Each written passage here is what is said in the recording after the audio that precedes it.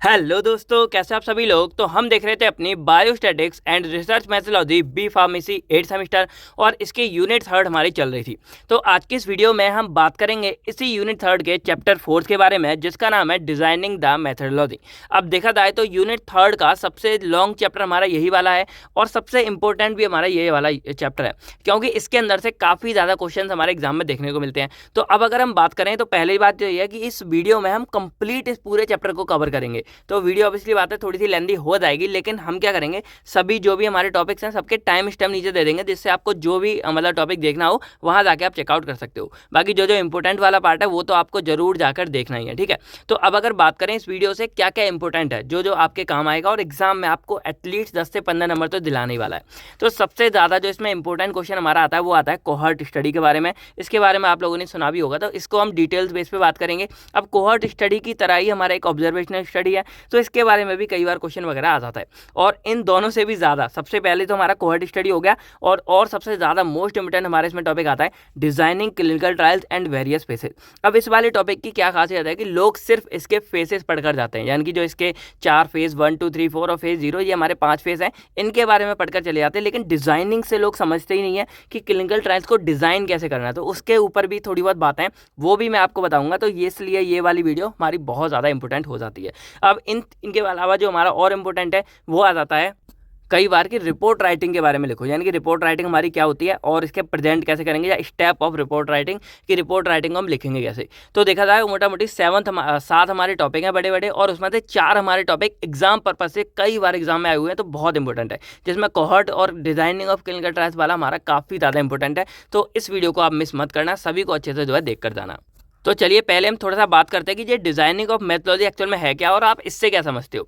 तो देखो, designing of mythology में जो मैथोलॉजी वर्ड है वो हमारा रिसर्च से मिलता जुलता है। अब रिसर्च क्या था, तो इससे पहले वाली जो हमारी वीडियो थी उसमें हमने कंप्लीट रिसर्च के बारे में बात की थी, जो हमारा चैप्टर 2 था इसी यूनिट 3 का, जिसमें रिसर्च क्या कैसे होता है सारा कुछ मैंने आपको बताया था। तो अगर ब्रीफ में हम देखें तो रिसर्च हमारे क्या थी कि खोजबीन करना, यानी कि कोई हम नई चीज़ बना रहे हैं, नई चीज़ डेवलप कर रहे हैं, तो वही हमारी क्या रिसर्च है। जैसे एग्जाम्पल के लिए मान लो हमारे पास पैरासीटामोल है, तो पैरासीटामोल से हम क्या करें, नई नई दवाइयाँ मिलकर बना रहे। जैसे पैरासीटामोल हमने मिला दी और साथ में हमने डाइक्लोफेनिक बना दी, एक हमारी नई दवा बन गई। पैरासीटामोल मिला के हमने इसमें एक और ड्रग डाला, हमारी निमोसिलाइड बन गई। पैरासीटामोल मान लो ये हमारी 500 mg थी, हमने 650 mg करके डोलो बना दी। तो यहाँ पर हम क्या कर रहे हैं, किसी भी एक एग्जिस्टिंग चीज़ है या किसी भी हम चीज़ों का यूज़ करके, रॉ मटेरियल यूज़ करके कोई नई चीज़ बना रहे हैं, नई दवा बना रहे हैं, या नया कोई मटेरियल बना रहे हैं, नया फार्मास्यूटिकल एड बना रहे हैं, नया डिवाइस बना रहे हैं। तो वो सारी चीज़ें हमारी क्या कहलाती हैं, रिसर्च, जिसमें हम क्या कर रहे हैं, कुछ ना कुछ नया बना रहे हैं। तो यही हमारा रिसर्च था और इसी को हमने पिछली वीडियो में डिटेल्स में पढ़ा था, आप जाके चेकआउट कर सकते हो। उसमें भी 1-2 टॉपिक इंपोर्टेंट थे, वो आप देख सकते हो। अब इसको अगर हम डिफाइन करें तो क्या बोल सकते हैं, research is a logical and systematic search for a new and useful information on a particular topic. यानी कि हम कोई भी एक टॉपिक उठा रहे हैं तो उसके ऊपर हम क्या कर रहे हैं, नई खोजबीन कर रहे हैं, नई चीज़ें उसके ऊपर सर्च कर रहे हैं, नई नई इन्फॉर्मेशन निकाल रहे हैं और कुछ नया हम डेवलप कर रहे हैं। तो यही हमारी क्या कहलाती है, रिसर्च कहलाती है। अब रिसर्च के अंदर हम एक नया काम कर रहे थे, क्या कर रहे थे, जैसे मान लो कोई भी हमारी एग्जिस्टिंग चीज़ है, मान लो जैसे एग्जांपल के लिए साइकिल हमारी, तो उसमें हम क्या कर रहे थे, पहले प्रॉब्लम को फाइंड आउट कर रहे थे। जैसे साइकिल में सबसे बड़ी प्रॉब्लम क्या होती है कि वो लॉन्ग रूट के लिए, यानी कि हमको मान लो लंबा चल के जाना है 50-100 किलोमीटर, तब हम उसका यूज़ नहीं कर सकते कि लोग जल्दी थक जाते हैं, और जो पहाड़ी इलाका होता है जहाँ पर ज़्यादा मेहनत लगेगी तो वहाँ पर भी साइकिल हमारी काम नहीं आती है। तो ऐसी कुछ प्रॉब्लम्स को हमें आइडेंटिफाई करते हैं और देन उस प्रॉब्लम को सॉल्व करते हैं हम साइंटिफिक तरीके से, कि अब क्या करेंगे, हम साइकिल में कोई मोटर जोड़ देंगे तो वो मोटरसाइकिल बन गई। तो इस तरह हम उसको प्रॉब्लम को सॉल्व कर रहे हैं। तो ये जो हमारा फिनोमेना है जिसमें हम क्या कर रहे हैं, अपनी प्रॉब्लम्स को आइडेंटिफाई करके उनको सॉल्व कर रहे हैं, यही हमारा क्या कहलाता है, रिसर्च मेथोडोलॉजी कहलाता है। तो मेथोडोलॉजी आप वर्ड यहाँ पे समझ गए, यानी कि हम एक्चुअल में क्या कर रहे हैं, यहाँ पर प्रॉब्लम को सॉल्व आउट कर रहे हैं। तो अब ये जो हमारा चैप्टर है उसका नाम क्या है, डिजाइनिंग द मेथोडोलॉजी, यानी कि ये जो हमारा फिनोमेना या टेक्निक्स है जिनके थ्रू हम अपनी प्रॉब्लम को सॉल्व आउट कर रहे हैं, तो इसको हम कैसे डिजाइन कर रहे हैं, इसको हम बना कैसे रहे हैं, यही पूरा फंडा हमें इस पूरे चैप्टर के अंदर क्या है, पढ़ना पड़ेगा। यानी कि सिंपल अगर मैं बोलूँ कि यहाँ पर मैंने क्या किया, अपनी प्रॉब्लम को फाइंड आउट किया और उसके साइकिल जैसे साइकिल में प्रॉब्लम फाइंड आउट की और उसको सॉल्व कैसे किया, तो कैसे सॉल्व किया, कैसे उसकी डिज़ाइन तैयार की कि हम ये कर सकते हैं वो कर सकते हैं, वो सारे के सारे फंडे हम इस वाले चैप्टर के अंदर पढ़ेंगे। अब ये मत सोचने लग जाना कि साइकिल के बारे में पढ़ेंगे। साइकिल मतलब एक एग्जांपल है, जस्ट आप कैसे मतलब प्रॉब्लम को सॉल्व करोगे इसके बारे में पढ़ेंगे। अब यहाँ पर आते हैं इसके कुछ फॉलोइंग स्टेप। अब एक क्वेश्चन, एक मैं आपको अभी डाउट क्लियर कर दूं। देखो, जो हमारा थर्ड चैप्टर का सेकंड चैप्टर था, इंट्रोडक्शन टू रिसर्च। तो कई बार क्या होता है कि रिसर्च के अंदर क्वेश्चन बन के आता है कि define research and write down the need for research. Research के लिए क्या नीड होती है, and write down the step involve in experimental study, या फिर किसी में मतलब स्टेप आपको इन्वॉल्व रखनी है कि आप किसी का एक्सपेरिमेंट परफॉर्म कर रहे हो तो कौन कौन से स्टेप हमारे इन्वॉल्व होते हैं। तो उसके लिए जो यहाँ पर मैं स्टेप बता रहा हूँ रिसर्च मेथोलॉजी के अंदर, वही वाले स्टेप आपको यहाँ लिखने हैं कि ये जो स्टेप है वो हमारे कहाँ है, रिसर्च के अंदर इन्वॉल्व किए जाते हैं। तो जब कभी कोई भी रिसर्च आपको परफॉर्म करनी है और उस रिसर्च में कोई प्रॉब्लम आपको सॉल्व करनी है, देन ये स्टेप है, ये आपको कुछ फॉलो करने हैं और ये आपके यूनिवर्सल है, मतलब आपके हर तरफ मोस्टली ये हमारे काम आएंगे। और जो कुछ अलग स्टेप है वो हमारे इन्हीं के अंदर से बने हैं। तो जस्ट मैंने यहाँ पर नाम लिखा है, डिटेल्स में ज़्यादा डिस्क्राइब नहीं किया। अगर कभी वैसे आता नहीं है, अगर कभी आ जाता है कि step write down the step for research, research के लिए कौन कौन से स्टेप इन्वॉल्व करनी है, देन आप ये कर सकते हो। और एक और टिप्स है कि अगर आपको कहीं किसी के याद नहीं आते हैं तो इनको आप एज अ बेसिक मान के इनके स्टेप को फॉलो करके या इससे रिलेटेड आप जो है लिख सकते हो।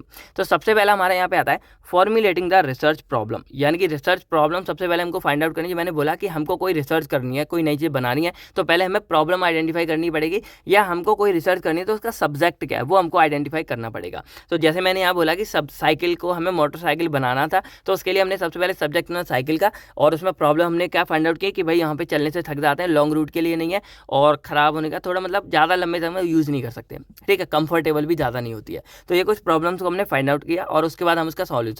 तो पहला स्टेप यही है कि फॉर्मुलेटिंग द रिसर्च प्रॉब्लम, पहले हम क्या करेंगे, प्रॉब्लम्स को फाइंड आउट करेंगे। सेकंड आता है लिटरेचर सर्वे या रिव्यू द लिटरेचर। अब उसके बारे में हम पहले स्टडी करेंगे, यानी कि जो चीज़ पहले से डेवलप है। मैंने आपको पहले ही बोला था पिछली वीडियो में, रिव्यू और रिसर्च में मैंने आपको डिफरेंस बताया था। तो जो रिसर्च है उसके अंदर पहले हम रिव्यू करते हैं, हम पढ़ेंगे, यानी कि हम साइकिल के बारे में पूरा कुछ स्टडी करेंगे। कौन कौन से लोग हैं जिन्होंने पहले कुछ ना कुछ के बारे में लिखा होगा, रिव्यू किया होगा, उन सबको हम पढ़ेंगे और उससे कुछ हम अपने कंक्लूजन निकालेंगे कि इन्होंने ये चीज़ ठीक बोली, इन्होंने ये चीज़ ठीक बोली, ये गड़बड़ हो सकता है, ये गड़बड़ हो सकता है। ऐसे सारे हम क्या करेंगे, लिटरेचर का रिव्यू करेंगे। देन थर्ड है फॉर्मुलेशन ऑफ हाइपोथेसिस या रफ डिजाइन बोल सकते हैं, यानी कि अब हम तैयार करेंगे कि हमको वो काम करना कैसे है। तो अब हम मानेंगे कि जो हमारी साइकिल है वो हमारी किसी मोटर से अपने आप चलेगी, हमको पैडल मारने की जरूरत नहीं पड़ेगी और हम थकेंगे भी नहीं, कंफर्टेबल बन जाएगी। तो ये हमने एक हाइपोथेसिस क्रिएट की कि हम इस तरह की क्या है साइकिल यहाँ पर बनाने वाले हैं। तो ये हमारी हो गई। अब फोर्थ हो गई रिसर्च डिज़ाइन, कि अब हमने ये बना लिया तो हम अब डिज़ाइन तैयार करेंगे कि अब इस चीज़ को हम पॉसिबल कैसे बनाएंगे, हमको क्या क्या करना पड़ेगा। देन उसके लिए हमने यहाँ पर रिसर्च डिज़ाइन बनाया। उसके बाद फोर्थ आता है डाटा कलेक्शन और एक्चुअल इन्वेस्टिगेशन। अब हम उसके ऊपर डाटा कलेक्ट करेंगे और अपनी इन्वेस्टिगेशन यूज़ करेंगे, कैसे क्या कर सकते हैं। फिर हमारे वही आते हैं डाटा कलेक्शन, इन्वेस्टिगेशन, फिर analysis and interpretation of result. अब हम उसमें एनालाइज करेंगे और इंटरप्रिटेशन करेंगे, यानी कि क्या क्या उससे हमारा मतलब रिजल्ट निकला, कैसे क्या कर सकते हैं। और लास्ट में हम उसकी रिपोर्ट तैयार करेंगे और प्रेजेंट करेंगे लोगों के सामने रिजल्ट कि भाई ये हमने ऐसा बनाया है, ये हम ऐसे ऐसे कर सकते हैं। तो यही हमारा पूरा होता है 5 स्टेप रिसर्च के ऊपर। और अभी जितने भी लोग 8 सेमेस्टर में होंगे, आप लोगों ने बहुत लोगों ने होगा जो अपना पेपर पब्लिश कर रहे होंगे, तो रिसर्च पेपर या रिव्यू पेपर बना रहे होंगे, उसमें भी ये चीज़ें आपने इंक्लूड की होंगी। तो ये हमारे कुछ स्टेप हैं, इनको आपको लिख के आना है। अगर कहीं आता है कि स्टेप फॉर रिसर्च या फिर कोई नया एक्सपेरिमेंट करोगे तो कौन कौन से स्टेप आपको फॉलो करने हैं, तो एक बार मैं आपको रिवाइज करा देता हूँ। सबसे पहले आपको प्रॉब्लम्स को फाइंड आउट करना है, या अगर प्रॉब्लम नहीं करनी कोई अलग चीज़ है तो आपको अपने सब्जेक्ट को चूज़ करना है कि आपको रिसर्च करनी किसके ऊपर है। देन आपको रिव्यू द लिटरेचर। लिटरेचर में क्या है कि जो चीज़ें पहले से अवेलेबल हैं, जो रिव्यूज़ आर्टिकल अवेलेबल हैं, आप उनको मतलब पढ़ोगे और उनसे कुछ कंक्लूजन अपना निकालोगे। उसके बाद थर्ड है हाइपोथेसिस। अब आपको वो हाइपोथेसिस यानी कि वो चीज़ अपने दिमाग में डेवलप करनी है जो आपको करना है एक्चुअल में। जैसे यहाँ पर हमको क्या है, मोटरसाइकिल बनानी थी, तो हमने यहाँ पर हाइपोथेसिस में सोचा कि हमारी मोटरसाइकिल बन गई है। देन फोर्थ है रिसर्च डिजाइन, कि अब आप करोगे कैसे, उसके लिए एक डिजाइन तैयार करो। देन डाटा कलेक्ट करो, देन यहाँ पर एनालाइज करो, इंटरप्रेट करो उसको, उसके बारे में पूरी निकालो, फाइंडिंग कंक्लूजन निकालो। देन उसके ऊपर रिपोर्ट बना दो और प्रेजेंट कर दो लोगों के सामने। तो इस तरह हमारे ये सारे स्टेप यहाँ पे फॉलो हो चुके हैं। तो आई होप आपको ये इनिशियल एग्जाम मतलब पूरा समझ आ गया होगा कैसे क्या करते हैं। तो अब हमारा यहाँ से हमारे टोटल 7 टॉपिक रहेंगे। ये भी एक इंपॉर्टेंट था इसलिए मैंने बताया, क्योंकि रिसर्च वाले में ये थोड़ा सा रह गया था। तो अब यहाँ पर हमारे 7 टॉपिक हैं, तो एक एक करके हम सभी को समझते हैं। तो पहला हमारे इसमें आता है sample size determination and power of study. तो इसके लिए सबसे पहले हम समझते हैं कि हमारा सैंपल क्या होता है। तो जैसे अगर मैं एग्जांपल के लिए बोलूँ कि मान लो आप लोग बीमार, या चलो मैं ही बीमार हो गया, अब मुझे फीवर आया, तो मेरा क्या है, फीवर चेक करना है। और फीवर चेक करने के लिए मान लो मुझे ब्लड की ज़रूरत है, तो मेरा क्या है, उनको ब्लड ग्रुप चेक करना है कि मेरे अंदर कौन सा ब्लड ग्रुप है। तो अब जो मतलब लेबोरेटरी वाला बंदा है जो वो क्या करेगा, वो मेरे बॉडी के अंदर मान लो 5 से 6 लीटर खून है, तो क्या वो सारा का सारा खून निकाल लेगा मेरी बॉडी के अंदर से? 5 से 6 लीटर है तो क्या ब्लड ग्रुप चेक करने के लिए सारा निकाल लेगा? नहीं ना। वो क्या करेगा, जस्ट सिरिंज से 1 से 2 ml या या फिर आधा ml ब्लड मेरी बॉडी से निकालेगा नसों से और उसके ऊपर टेस्ट परफॉर्म करके और देन बताएगा कि मेरा ए पॉजिटिव है या बी पॉजिटिव है। तो यहाँ पर क्या हुआ, यहाँ पर उसने मेरे पूरे बॉडी में जितना ब्लड है लगभग 5 से 6 लीटर, उसमें से जस्ट एक स्मॉल पार्ट, एक छोटा सा पार्ट लिया। तो उसी छोटे वाले पार्ट को हम क्या बोलते हैं, सैंपल बोलते हैं। तो सैंपल एक्चुअल में क्या है, ये वैसे सैंपलिंग एंड हाइपोथेसिस पहले भी पढ़ा चुके हैं, उसमें भी है। तो सैंपल जस्ट हमारा क्या है कि sample is the small part which be taken for perform the test या एनालाइज एनी, मतलब कोई भी टेस्ट परफॉर्म करने के लिए जो हम छोटा सा पार्ट लेते हैं बड़े वाले पॉपुलेशन में से, उसी को हम क्या बोलते हैं, सैंपल बोलते हैं। तो यहाँ पर सैंपल हमारा क्या था कि हमने जस्ट 5 से 6 लीटर खून में से जस्ट 1 से 2 ml ब्लड लिया और उसके ऊपर टेस्ट परफॉर्म करके पता लगाया कि मेरा ब्लड ग्रुप क्या है। तो वो हमारा क्या कहलाता है, सैंपल कहलाता है। अब सैंपल साइज क्या होगा, देखो सैंपल के बारे में पढ़ गया। सैंपल साइज क्या होगा, तो सैंपल साइज एक्चुअल में नंबर ऑफ एलिमेंट या फिर size of element, size of group, जो हमने सैंपल लिया उसका साइज क्या है। तो these are the number of element which be taken for a sample, यानी कि हमने पॉपुलेशन के अंदर से सैंपल के लिए जितना अमाउंट, जितने एलिमेंट लिए हैं वो हमारा क्या कहलाता है, सैंपल साइज कहलाता है। अब ये सैंपल साइज हमारा क्या है, जैसे मान लो यहाँ पर मैंने क्या लिया, 1 से 2 ml ब्लड लिया, तो ये मेरा क्या है, एक सैंपल साइज हो गया कि जस्ट मैंने 1 से 2 ml लिया तो सैंपल साइज हमारा स्मॉल हो गया, छोटा सा हो गया। तो इसी तरह जब हम किसी लोगों का लेते हैं, जैसे मान लो यहाँ पर हमारे 100 लोग हैं, अब 100 लोगों में हमें परफॉर्म करना है कि कितने लोग मतलब ए पॉजिटिव है, कितने लोग बी पॉजिटिव है। तो यहाँ पर हम क्या उठाएंगे भाई, एक एक करके सभी का करेंगे। तो थोड़ा सा एक आइडिया लगाने के लिए, अनुमान लगाने के लिए हम यहाँ से कुछ बंदे उठाते हैं सैंपल के रूप में। तो यही हमारा होता है कि द नंबर ऑफ एलिमेंट्स, हमने जितने लोग उठाए हैं, जितने पॉपुलेशन, जितने पर्सन हमने चूज़ किए हैं, वही हमारा सैंपल साइज कहलाता है। अगर मैंने 10 लोग उठा लिए यहाँ किसी टेस्ट के लिए तो वो 10 हो जाएगा सैंपल साइज, 20 उठा लिए तो 20 हो जाएगा। अब इसी के बेस पर जो हम नंबर ऑफ एलिमेंट चूज़ करते हैं, इसी के बेस पर जो हमारा सैंपल साइज है वो 2 पार्ट्स में डिवाइड होता है, small sample and large sample. Small sample में क्या है, अगर हमने जो अपने एलिमेंट या हमने जो मेंबर चूज़ किया है वो अगर हमारे 30 से कम है देन वो हमारे आ जाते हैं स्मॉल सैंपल में, और अगर वो हमारे 30 से ज़्यादा है देन वो हमारे आते हैं लार्ज सैंपल में। तो इस तरह हम सैंपल साइज को स्मॉल और लार्ज में क्वालिफाई कर सकते हैं। तो अब हमने यहाँ पर सैंपल समझ लिया, सैंपल साइज समझ लिया, देन थर्ड हमारा आता है डिटर्मिनेशन, कि अब हम इसको पता कैसे लगाते हैं। तो सैंपल साइज डिटरमाइन करना, कि डिटर्मिनेशन का मतलब ये है कि जैसे मान लो यहाँ से अब मुझे ये पता कैसे लगा कि मुझे सिर्फ अगर जो मुझे मतलब अपना ब्लड ग्रुप चेक करना है तो मुझे सिर्फ 1 से 2 ml ही ब्लड लेना है। मैं चाहता भाई ज़्यादा ले सकते हैं, 5-6 लीटर है चलो 1 लीटर ले लेते हैं, या अभी 5-6 लीटर है चलो आधा लीटर ले लेते हैं। तो ये मुझे पता कैसे लगा कि मुझे कितना ब्लड लेना है, यही चीज़ हमारी एक्चुअल में कहलाती है सैंपल साइज डिटर्मिनेशन। यानी कि एक्चुअल मुझे पूरे इस टॉपिक का मतलब क्या है कि हमें यहाँ पर पता लगाना है कि भाई हम किसी भी टेस्ट को परफॉर्म करने के लिए किसी बड़ी पॉपुलेशन के अंदर से कितना सैंपल लें, यानी कि कितना साइज सैंपल लें। तो यही चीज़ हम सैंपल साइज डिटर्मिनेशन के अंदर पढ़ते हैं और इसी को परफॉर्म कराते हैं। तो सैंपल आप समझ गए, सैंपल साइज आप समझ गए। अब डिटर्मिनेशन में क्या है कि यहाँ पर ये हमारे लिए एक टफ सिचुएशन हो जाती है। रीज़न क्या है, अगर हम स्मॉल सैंपल ले लें, मान लो छोटा सा हमने सैंपल ले लिया, तो करेक्टनेस बताना थोड़ा सा दिक्कत हो जाती है। अब जैसे मान लो पूरी की पूरी क्लास है, ठीक है, जस्ट एग्जांपल के मान लो 50 बच्चे हैं और मुझे ये पता लगाना है कि ये पूरी क्लास हमारी मतलब अच्छे पढ़ने लिखने वाले बच्चे हैं कि ज़्यादा शोर मचाने वाले हैं। तो जस्ट मैंने क्या किया, यहाँ से मान लो 2 बच्चे उठाए। अब रैंडमली क्या होगा, रैंडम उठा रहा हूँ मैं, तो मान लो रैंडमली वो दोनों बच्चे टॉपर निकल आए या पढ़ने लिखने वाले बच्चे निकल आए। तो उन्होंने मुझे बढ़िया सा जवाब दिया, सारे क्वेश्चनों के आंसर दे दिया। तो अब मेरी नज़र में क्या हो जाएगा कि ये पूरी की पूरी क्लास क्या है, पढ़ने लिखने वाली है। लेकिन क्या पता कि वो सिर्फ 2 बच्चे पढ़ने लिखने वाले हों, बाकी और 8-10 बच्चे पढ़ने लिखने वाले हों, और बाकी के 40 बच्चे ऐसे ही हों जो मतलब थोड़े पढ़ने लिखने में ठीक नहीं है।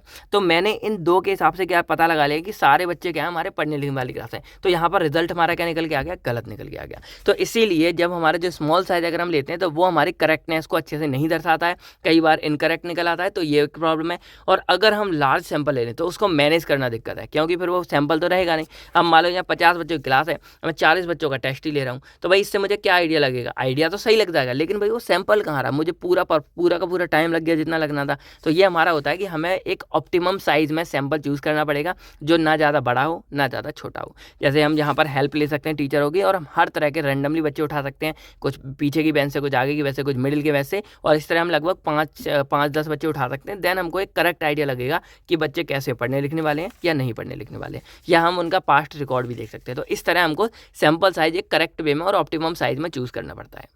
तो सैंपल साइज चूज़ करने के लिए कुछ बातें, जैसे हमको लेवल ऑफ प्रीसीजन का याद रखना है, कॉन्फिडेंस कितना मतलब चूज़ करना है। जैसे जो मैंने बोला ना, रिस्क हम 5%, जो हम अब तक हाइपोथेसिस में पढ़ते आ रहे थे कि 5% का हम मार्जिन ले लेते हैं, वो वाली चीज़ है। और वेरिएबिलिटी कितने आपस में डिफर करते हैं। तो ये कुछ बातें हैं जिसको हमें ध्यान में रखना है। अब यहाँ पर हमारा आता है if the size of population large. तो भाई ऑब्वियसली बात है कि अगर हमारे पॉपुलेशन का साइज लार्ज होगा तो हमारा सैंपल साइज भी क्या हो जाएगा, लार्ज हो जाएगा। 100 बच्चों में से चूज़ करूँगा तो मैं मुश्किल से 5-6 करूँगा, 5 से 10 करूँगा। और अगर वहीं मैं 1000-2000 बच्चे ले रहा हूँ तो मैं लगभग 20-30 बच्चे चूज़ करूँगा। तो जैसे ही हमारा पॉपुलेशन साइज बढ़ेगा, हमारा जो सैंपल साइज है वो भी बढ़ जाएगा। उसके बाद अगर हमारा जो पॉपुलेशन है वो अगर होमोजीनियस है तो हमारे लिए सिर्फ एक सैंपल भी बहुत हो जाता है। जैसे एग्जाम्पल के लिए मैंने बोला कि हमारा जो पूरा ब्लड ग्रुप, पूरा हमारे बॉडी का ब्लड है वो होमोजीनियस है, यानी कि मैं ब्लड कहीं से भी उठाऊंगा उसका जो रिजल्ट है वो हमारा सेम निकलेगा। ऐसा नहीं है कि मैंने मान लो हाथ से इधर से ब्लड निकाला तो मेरा ए पॉजिटिव निकला, इधर से निकाला तो बी पॉजिटिव निकला।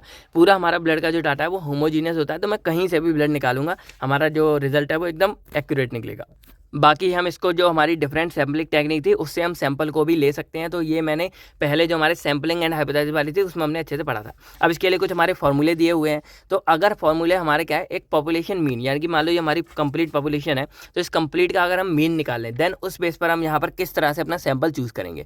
तो N is equal to Z sigma upon E. तो वेयर जेड हमारा क्या है, क्रिटिकल वैल्यू या फिर लेवल ऑफ कॉन्फिडेंस है कि हम कितने परसेंट का मार्जिन ले सकते हैं, 5%, और लेवल ऑफ कॉन्फिडेंस 95% हो जाएगा। देन हमारा यहाँ पर सिग्मा है वो है पॉपुलेशन का स्टैंडर्ड डेविएशन, हमको पता होना चाहिए। और एन हमारा एक्चुअल में साइज ऑफ सैंपल है जो हम निकाल रहे हैं कि हमको कितना सैंपल का लेना है। और ई हमारा है difference of population mean and sample mean.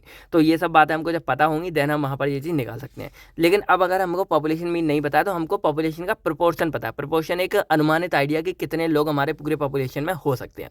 तो अगर हमारी पॉपुलेशन यहाँ पे दो तरीके से निकालते हैं। अगर हमारी पॉपुलेशन क्या है, इनफाइनाइट या फिर अननोन है, हमको पता नहीं है कि कितनी पॉपुलेशन है, देन हम यहाँ पर निकालते हैं पॉपुलेशन प्रोपोर्शन। तो इसके लिए होता है N naught is equal to Z square into P into 1 minus P upon E square. तो यहाँ पर जो एन नॉट है हमारा वो एक्चुअल में क्या है, सैंपल साइज है फॉर अननोन, यानी कि हमको पता नहीं है उनका ये सैंपल साइज है कि कितना हो सकता है, यही हमको फाइंड आउट करना है। अब जो हमारा जेड है वो क्रिटिकल वैल्यू है, जो मैंने पहले ही बताया। तो हम 5% कितनी लेंगे, तो उन सब के लिए वैल्यू यहाँ पर गिवन है। तो अगर हम यहाँ पर लेवल ऑफ कॉन्फिडेंस 5% लेते हैं तो यहाँ पर ये 95% की वैल्यू आ जाएगी। तो इस तरह हम वैल्यू पुट कर सकते हैं। आपको ये पता नहीं लगाने, बस आप एक फॉर्मूले इनको याद कर सकते हो। फिर पी हमारा यहाँ पर होता है maximum probability of variation distribution, कितना हो सकता है अप टू 50% तक, और 1 माइनस पी इसको हो जाएगा। और ई हमारा हो जाएगा एरर, कितना हमारा निकल सकता है। तो बस आप फॉर्मूले याद कर लो, ये सब कैलकुलेट करेंगे बहुत टाइम और ये सब जाएगा। तो मैंने जस्ट फॉर्मूले आप लोगों के लिए लिख दिए हैं, आप इसको याद कर सकते हो। तो ये हमारा जब पॉपुलेशन अननोन हो ये फॉर्मूला आएगा, और जब पॉपुलेशन नोन है यानी कि जब हमको पता है कि पॉपुलेशन कितनी है, तो उसके अंदर से हम सैंपल साइज कैसे निकालेंगे, उसके लिए फॉर्मूला है एन इज इक्वल टू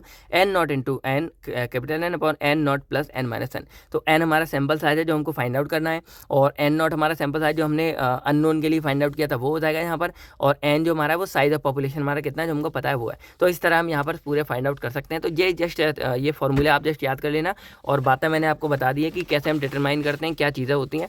तो यही था। अब हमारा यहाँ पर एक छोटा सा टॉपिक और बचता है इसके अंदर, पावर ऑफ अ स्टडी। तो पावर ऑफ स्टडी क्या होता है, ये शायद 2 नंबर वगैरह में कभी आ जाता है, वैसे लॉन्ग में नहीं आता है।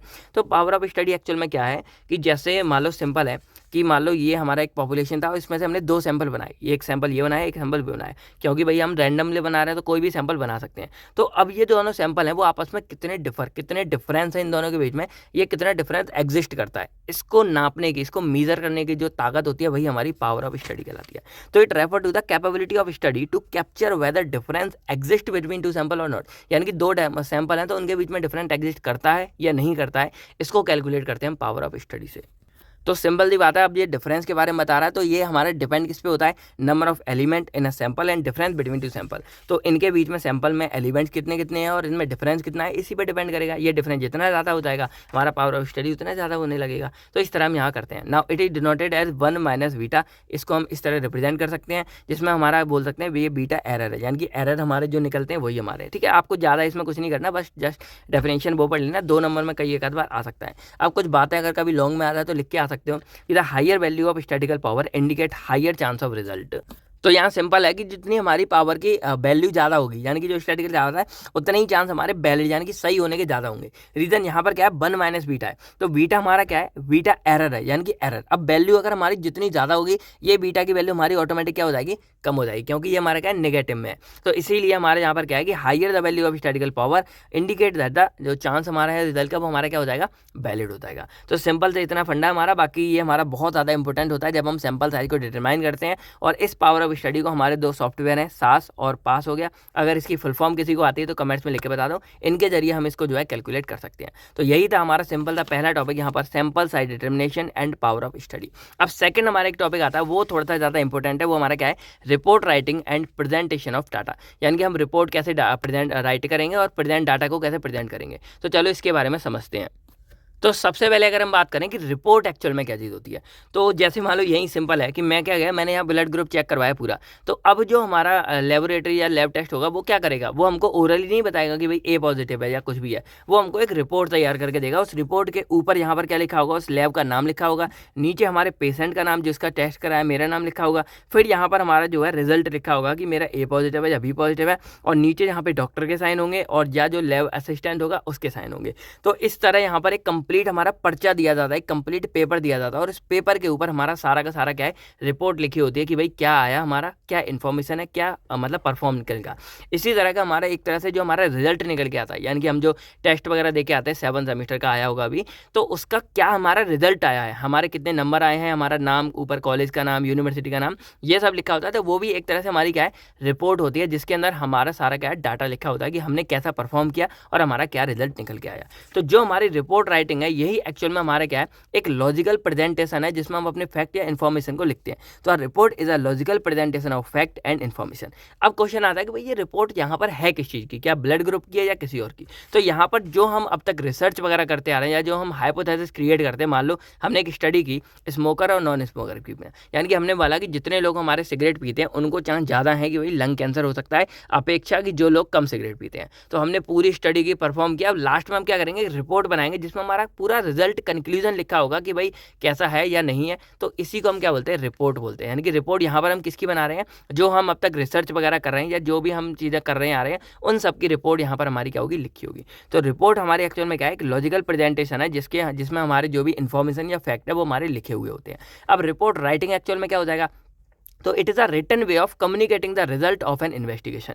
यानी कि कोई भी हमने जो इन्वेस्टिगेशन की है उसको एक रिटन फॉर्म में हमारा लिखना होता है और वो कम्युनिकेट होता है। यानी कि वही हमारी जो रिपोर्ट है वो हमारी एक मैनेजमेंट से दूसरी मैनेजमेंट में जाएगी और एक इन्फॉर्मेशन से दूसरी इन्फॉर्मेशन जाएगी। जैसे एग्जाम्पल के लिए जो हमारे पुलिस केस वगैरह होते हैं, तो पुलिस केस में क्या होता है, बोलते हैं भाई वो फाइल पहुँचा दो, उस फाइल में एक एक चीज़ हमारी लिखी होती है, तो वो रिपोर्ट लिखी होती है। और वो रिपोर्ट हमारी जब दूसरे थाने पहुँचा देते हैं तो उसी रिपोर्ट के जरिए सारा कुछ जो है पुलिस वाले पढ़ लेते हैं कि भाई क्या हुआ था, कैसे हुआ था और क्या क्या मसला क्या है, यानी कि एक्चुअल प्रॉब्लम क्या है। तो इसीलिए रिपोर्ट हमारी जरूरी होती है। और रिपोर्ट राइटिंग एक्चुअल में क्या है, रिटन वे होता है जिसमें हम अपनी सारी रिपोर्ट को लिख देते हैं, एक रिजल्ट को लिख देते हैं, और ये कम्युनिकेशन में हमारी हेल्प करता है कि एक बंदे से दूसरे बंदे के बाद इन्फॉर्मेशन उसी रिजल्ट के जरिए पहुंच रही है। Now it is conscious, rational and systematic effort. ये हमारा एकदम लॉजिकल और सिस्टमैटिक तरीके से सारा कुछ होता है। और इसको हम जो है एक तरह से it is an art as well as science, ये दोनों बोल सकते हैं, आर्ट भी बोल सकते हैं और साइंस भी बोल सकते हैं। अब रिसर्च रिपोर्ट हमारी एक्चुअल में क्या है, रिसर्च रिपोर्ट राइटिंग समझ गए।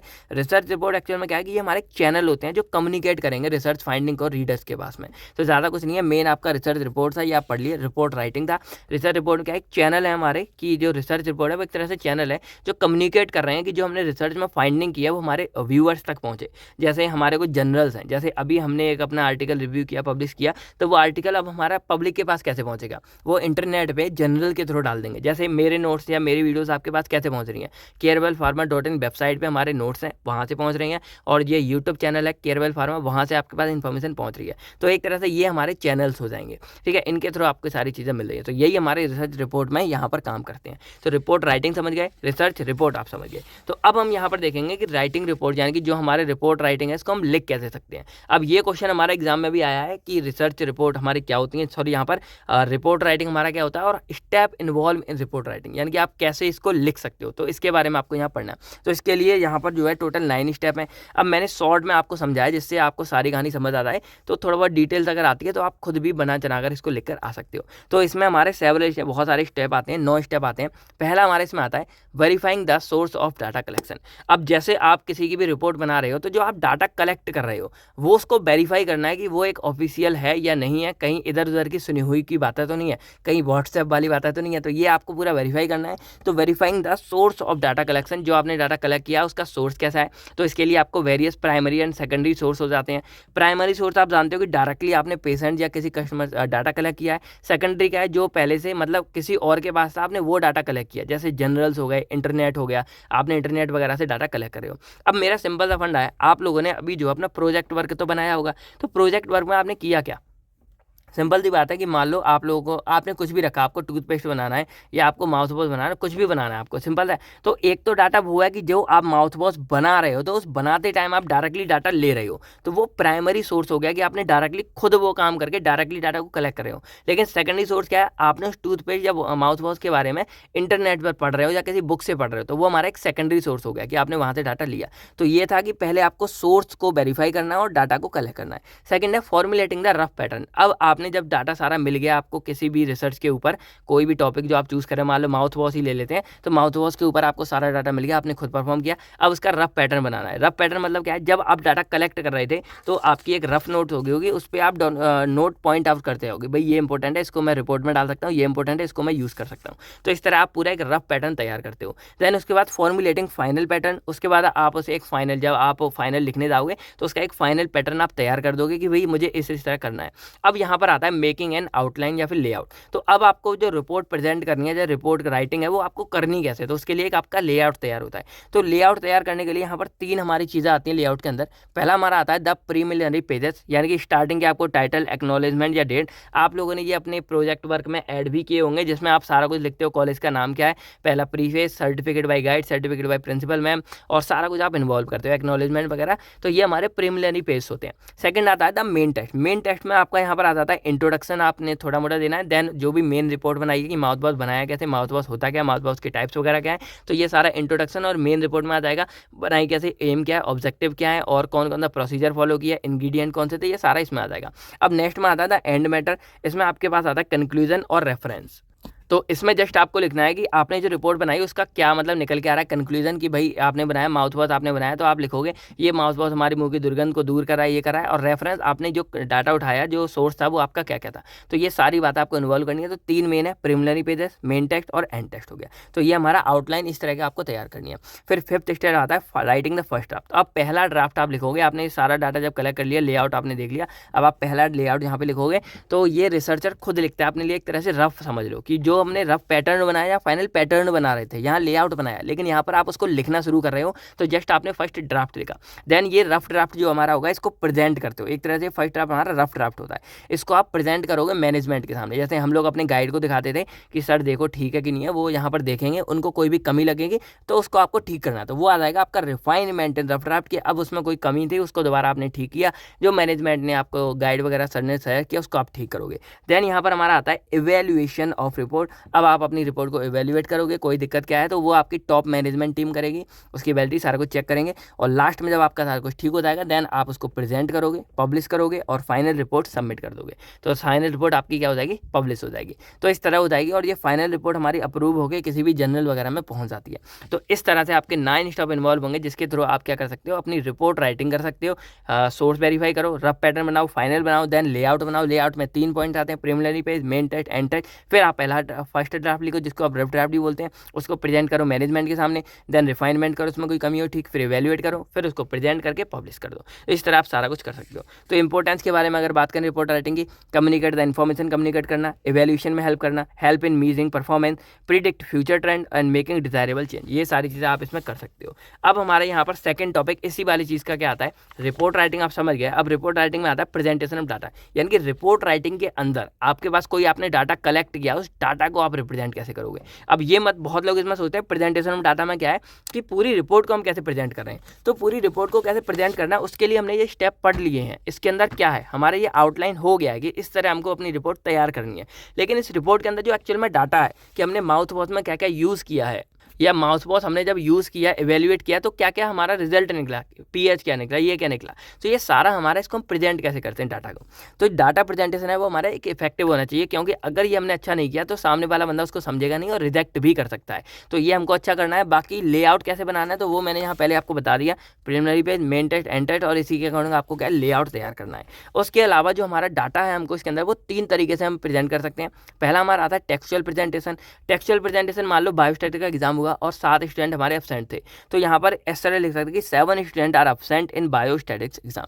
एक ये होता है हमारा टेक्सुअल प्रेजेंटेशन कि हम टेक्स्ट की फॉर्म में लिखा। सेकंड हमारा आता है टेबुलेशन या फिर टेबुलर प्रेजेंटेशन। इसमें हम क्या करेंगे, टेबल बना के, जैसे मान लो बायोस्टैटिक का एग्जाम हुआ तो ये हमारे 5 बच्चे थे, इनके मार्क्स कैसे कैसे आए, तो आकाश, प्रदीप, अंकित, रवि, निकेश, तो इनके फर्स्ट सेशन में आए 45-40, सेकंड में आए 49 और लास्ट में ओवरऑल हमारे हुए ये मार्क्स। तो इसको मैंने एक टेबल फॉर्म में लिख दिया जो हमारे लिए ईजी हो गया। अब इसी की जगह मैं यहाँ पर लिखूँ कि Akash got a 45 marks in first session, second 49 marks in second sessional and he got the total 94 marks, Pradeep got the 40 marks, तो ये आपको बहुत अजीब लगेगा और समझने में दिक्कत होगी। लेकिन जब ये टेबल फॉर्म में है तो आपको आसानी से याद भी हो जाएगा और आप इजीली इसको बना भी सकते हो और याद रहेगा आपको। तो ये हमारा होता है टेबुलेशन फॉर्म की, इस तरह आप डाटा को अपना रिप्रेजेंट कर सकते हो, ऑब्जर्वेशन को रिप्रेजेंट कर सकते हो। थर्ड हमारा होता है ग्राफिकल फॉर्म। तो ग्राफिकल में क्या है, इस तरह के आप चार्ट और ग्राफ बनाकर अपने डाटा को रिप्रेजेंट कर सकते हो। तो ये हमारा हो गया ग्राफिकल प्रेजेंटेशन हो गया। तो यही था हमारा पूरा का पूरा यहाँ पर सेकंड मतलब main topic, report writing and presentation of data. तो आई होप आपको ये सारी कहानी यहाँ पर समझ आ गई होगी। अब थर्ड हमारे यहाँ पर टॉपिक आता है प्रोटोकॉल।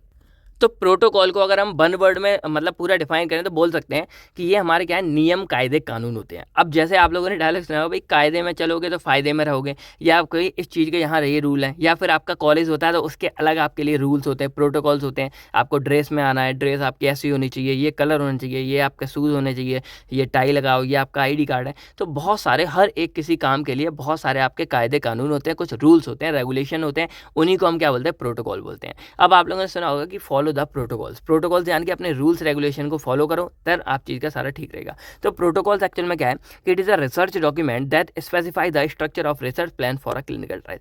अब यहाँ पर प्रोटोकॉल का क्या मतलब है, क्या यहाँ पर आपको ड्रेस वगैरह पहन के आनी है? नहीं, यहाँ पर एक्चुअल में क्या है कि जो भी आप अपनी रिसर्च करने वाले हो तो रिसर्च करोगे कैसे, उस रिसर्च करने के भी कुछ हमारे रूल्स होते हैं, तो उन्हीं को हम क्या बोलते हैं, प्रोटोकॉल बोलते हैं। और उसके लिए हमारा एक पूरा प्लान तैयार होता है, पूरा एक पैटर्न या पूरा एक फॉर्मेट तैयार होता है मतलब जिसमें हमारे प्रोटोकॉल लिखे होते हैं कि आपको ये काम करना है। तो मोस्टली जो हमारे प्रोटोकॉल है वो हमारे क्लिनिकल ट्रायल्स के लिए होते हैं। अब ऐसा क्यों है, क्योंकि बाकी जो रिसर्च है वो हमारी नॉर्मल है, लेकिन जो क्लिनिकल ट्रायल्स की हमारी रिसर्च है इसमें हम क्या कर रहे हैं, अपने किसी भी नए ड्रग को ह्यूमंस के ऊपर अप्लाई कर रहे हैं। तो रिस्क भी हमारा उतना ज़्यादा है, किसी के मरने के चांस भी हमारे उतने ज़्यादा हैं अगर दवाई हमारी नुकसान करेगी तो इसके लिए जो हमारे प्रोटोकॉल्स हैं वो हमारे क्लिनिकल ट्रायल्स में ज़्यादा यूज़ किए जाते हैं। जैसे किसी के ऊपर अगर हम ड्रग अप्लाई करेंगे तो हमें उसका कंसेंट लेटर चाहिए, उसको हमें उस ड्रग के बारे में कंप्लीटली बताना पड़ेगा, ये कैसे कैसे होता है, इसके ये नुकसान हो सकते हैं, और उससे कंसेंट फॉर्म में साइन भी चाहिए कि भाई अगर इसकी वजह से आपको कुछ हो जाता है या आपकी डेथ वगैरह अगर हो सकती है तो इसके जिम्मेदार आप खुद होंगे, और उसको कुछ रुपए वगैरह भी दिए जाते हैं। तो ये हमारा पूरा प्रोटोकॉल होता है कि हम मतलब जो कोई भी रिसर्च वगैरह करते हैं उससे पहले उसका जो प्लान होता है कि कैसे करना है, क्या करना है, वो होता है। तो अगर इसको हम और डिफाइन करें तो बोल सकते हैं protocol is the summarised statement, एक हमारा समराइज फॉर्म में स्टेटमेंट या फिर एक लेआउट होता है जिसमें सारे रूल्स एंड रेगुलेशन लिखे होते हैं कि हमें रिसर्च करनी है तो करनी कैसे है, उसके लिए क्या रूल्स हैं, क्या रेगुलेशन है। तो जो मेन फोकस हमारा प्रोटोकॉल्स का क्या होता है, प्रॉब्लम, ऑब्जेक्टिव एंड सजेशन। यानी कि ये जो पूरा प्रोटोकॉल क्या है कि पहले ये प्रॉब्लम को आइडेंटिफाई करता है, फिर कुछ इसके ऑब्जेक्टिव्स हैं और फिर कुछ सजेशन है कि ऐसे ऐसे करना होगा, ठीक है। बाकी इसमें हमारे बैकग्राउंड, ऑब्जेक्टिव, डिजाइन, रेशनल, ये सारी बातें होती हैं। उसके अलावा जो प्रोटोकॉल्स है इसमें इन्वॉल्व होते हैं हमारे कुछ प्रिंसिपल इन्वेस्टिगेटर होते हैं, फिर एसोसिएट इन्वेस्टिगेटर, रिसर्च कॉन्ट्रैक्टर हो गया, अब मेडिकल एडवाइजरी टेक्निकल हो गया, कंसल्टेंट के लिए साइंटिस्ट वगैरह कुछ हो गए। तो ये सारे लोग हैं जो इसमें इन्वॉल्व किए जाते हैं। अब बेनिफिट्स हमारे प्रोटोकॉल की क्या है, तो इससे हमारे जो रिसर्चर है उसको एक तरह से पूरा प्लान मिल जाता है और वो सब चीज़ों का रिव्यू पहले से कर सकता है कि हम ये करेंगे तो कोई दिक्कत नहीं होगी। साथ में जो प्रोटोकॉल है वो एज अ गाइड वर्क करेगा, यानी कि प्रोटोकॉल में सारा कुछ लिखा है कि आपको ये फॉलो करना है तो आपको कोई दिक्कत नहीं होगी और आपको क्या कैसे करना है वो आपको सब पता लग जाएगा। अब प्रोटोकॉल लिखने के लिए कुछ हमारे यहाँ पर रूल्स रेगुलेशन भी है, वो भी है। पहले मतलब टाइम एंड बजट भी करते हैं, चलो पूरे पढ़ ही लेते हैं कि क्या क्या हमारे स्टेप हैं, कौन कौन से मतलब फॉलो हमको करने हैं प्रोटोकॉल के लिए।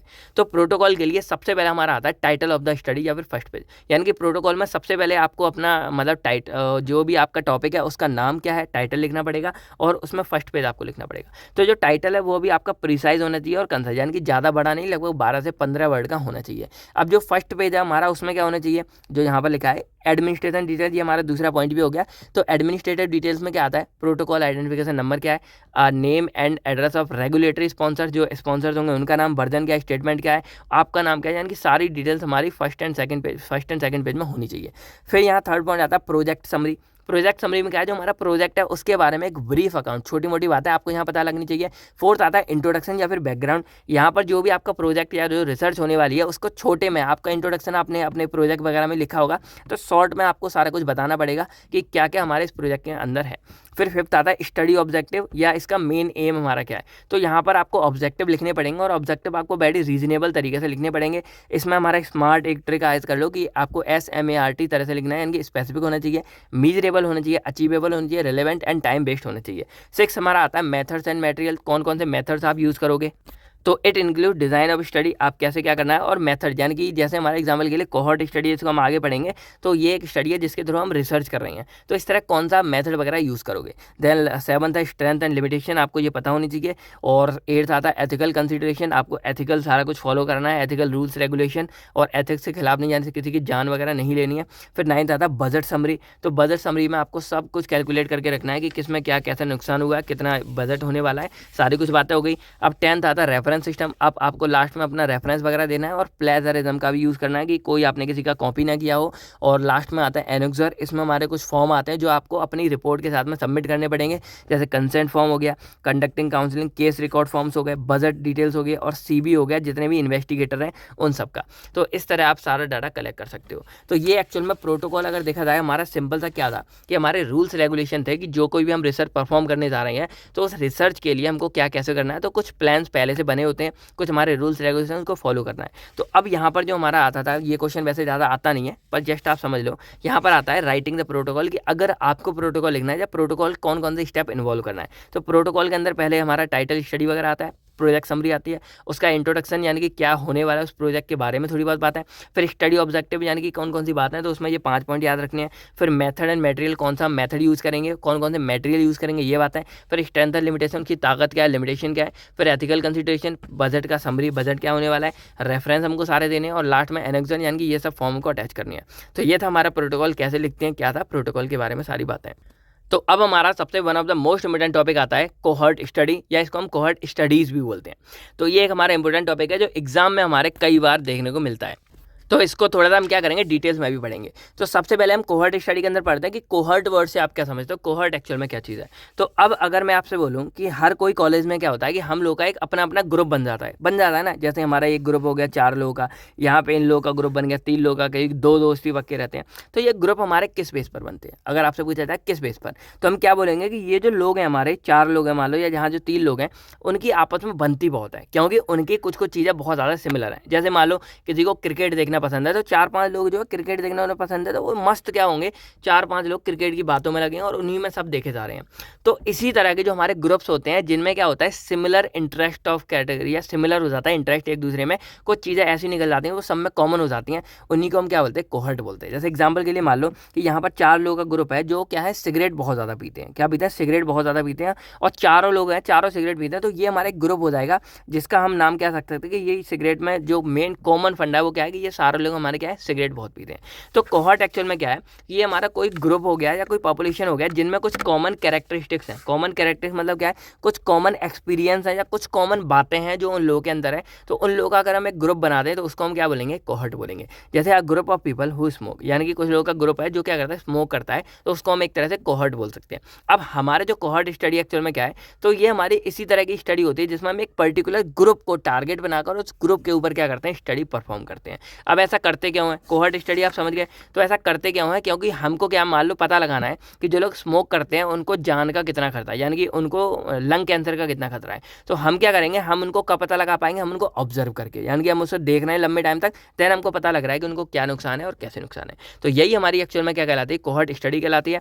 तो अगर बोला जाए तो कोहॉर्ट स्टडी एक तरह से हमारी ऑब्जर्वेशनल एंड लॉन्गिट्यूडनल स्टडी है। ऑब्जर्वेशनल का मतलब क्या है, यहाँ पर हम उन बंदों को जिनके ऊपर हम स्टडी कर रहे हैं, परफॉर्म कर रहे हैं, उनको हम बिल्कुल परेशान नहीं करते हैं, हम उनको दूर से ऑब्जर्व करते हैं और ऑब्जर्व करके बस हम अब क्या अपना डाटा उनसे कलेक्ट करते हैं। सेकंड, लॉन्गिट्यूडनल का मतलब क्या है कि लंबे समय तक चलने वाली एक हमारी क्या होती है, स्टडी होती है, जिसमें हम क्या करते हैं कि जो हमारे पार्टिसिपेंट है, यानी कि जो हमारे पीपल्स हैं, ग्रुप ऑफ पीपल्स है, उसको हम लंबे समय तक क्या कर रहे हैं, फॉलो अप कर रहे हैं, और उसके बाद जो भी इन्फॉर्मेशन होती है उसको हम यहाँ पर पता लगाते हैं। तो देखा जाए तो सबसे ज़्यादा कोहॉर्ट स्टडी हमारी एक पावरफुल टूल है जिसके थ्रू हम सारे रिस्क फैक्टर और कॉज को आइडेंटिफाई कर सकते हैं। तो अब अगर मैं आपसे पूछूं, आज के ज़माने में हर कोई जानता है कि जो हमारी स्मोकिंग है उससे कैंसर होने का खतरा होता है। लेकिन स्टार्टिंग में ये पता कैसे लगाया था भाई, कोई तो बात होगी कि हमको पता कैसे लगा कि स्मोकिंग से क्या होता है, डेंजरस होता है। तो इसके लिए बहुत सारी स्टडी हुई, यानी कि जो लोग सिगरेट पीते थे, मान लो यहाँ पर मैंने ले लिए 100 लोग ले लिए, अब 100 में से मैंने यहाँ पर क्या लिए 50 लोग मैंने ऐसे यहाँ पर मतलब खुद से उनको मैंने अलग से सेपरेट नहीं किया, मैंने खुद से अपने दिमाग में एक लिस्ट बना ली कि ये 50 लोग ऐसे हैं जो क्या करते हैं, सिगरेट पीते हैं, ठीक है। और यहाँ मैंने 50 लोग ऐसे चूज़ किए जो सिगरेट नहीं पीते हैं। अब मैं क्या करूँगा कि मैं इनको फॉलो कर रहा हूँ, मैंने 8 से लेकर 10 साल तक, ये हमारी कोहॉर्ट स्टडी इतने ही लंबे समय तक रहती है, तो 8 से 10 साल मैं क्या कर रहा हूँ, मैं इनको फॉलो कर रहा हूँ इन 50 बंदों को। और उसके बाद मैं देख रहा हूँ कि ये 50 में से जो सिगरेट पीते हैं उनको लंग कैंसर होने के कितने जाने हैं, कि कितने लोगों को इसमें से कैंसर हो गया या कितने लोगों को कोई और बीमारी हो गई, कोई और साइड इफेक्ट निकला। तो मैं जस्ट इनको फॉलो कर रहा हूँ, मैं इनको डिस्टर्ब नहीं कर रहा हूँ, ना रोक रहा हूँ ना टोक रहा हूँ, जस्ट मैं इनको फॉलो अप कर रहा हूँ। 8-10 साल फॉलो करूँगा और फिर मैं पता लगाऊंगा कि जो सिगरेट पीते थे उसमें से कितने लोग ऐसे थे जिनको लंग कैंसर हो गया। अब मैं इनको भी पता लगाता हूँ, जो हमारे सिगरेट नहीं पीते हैं उनको भी मैं पता लगाता हूँ कि इसमें से कितने लोग हैं जिनको लंग कैंसर हो गया। तो इस तरह मैं क्या कर रहा हूँ, दूर बैठे बैठे बस ऑब्जर्व कर रहा हूँ इन लोगों को दूर से टारगेट करके ऑब्जर्व कर रहा हूँ। इसी को हम ऑब्जर्व स्टडी कहते हैं और इसी को हम कोहॉर्ट स्टडी कह रहे हैं कि जस्ट हम यहाँ पर क्या है, पता लगा रहे हैं।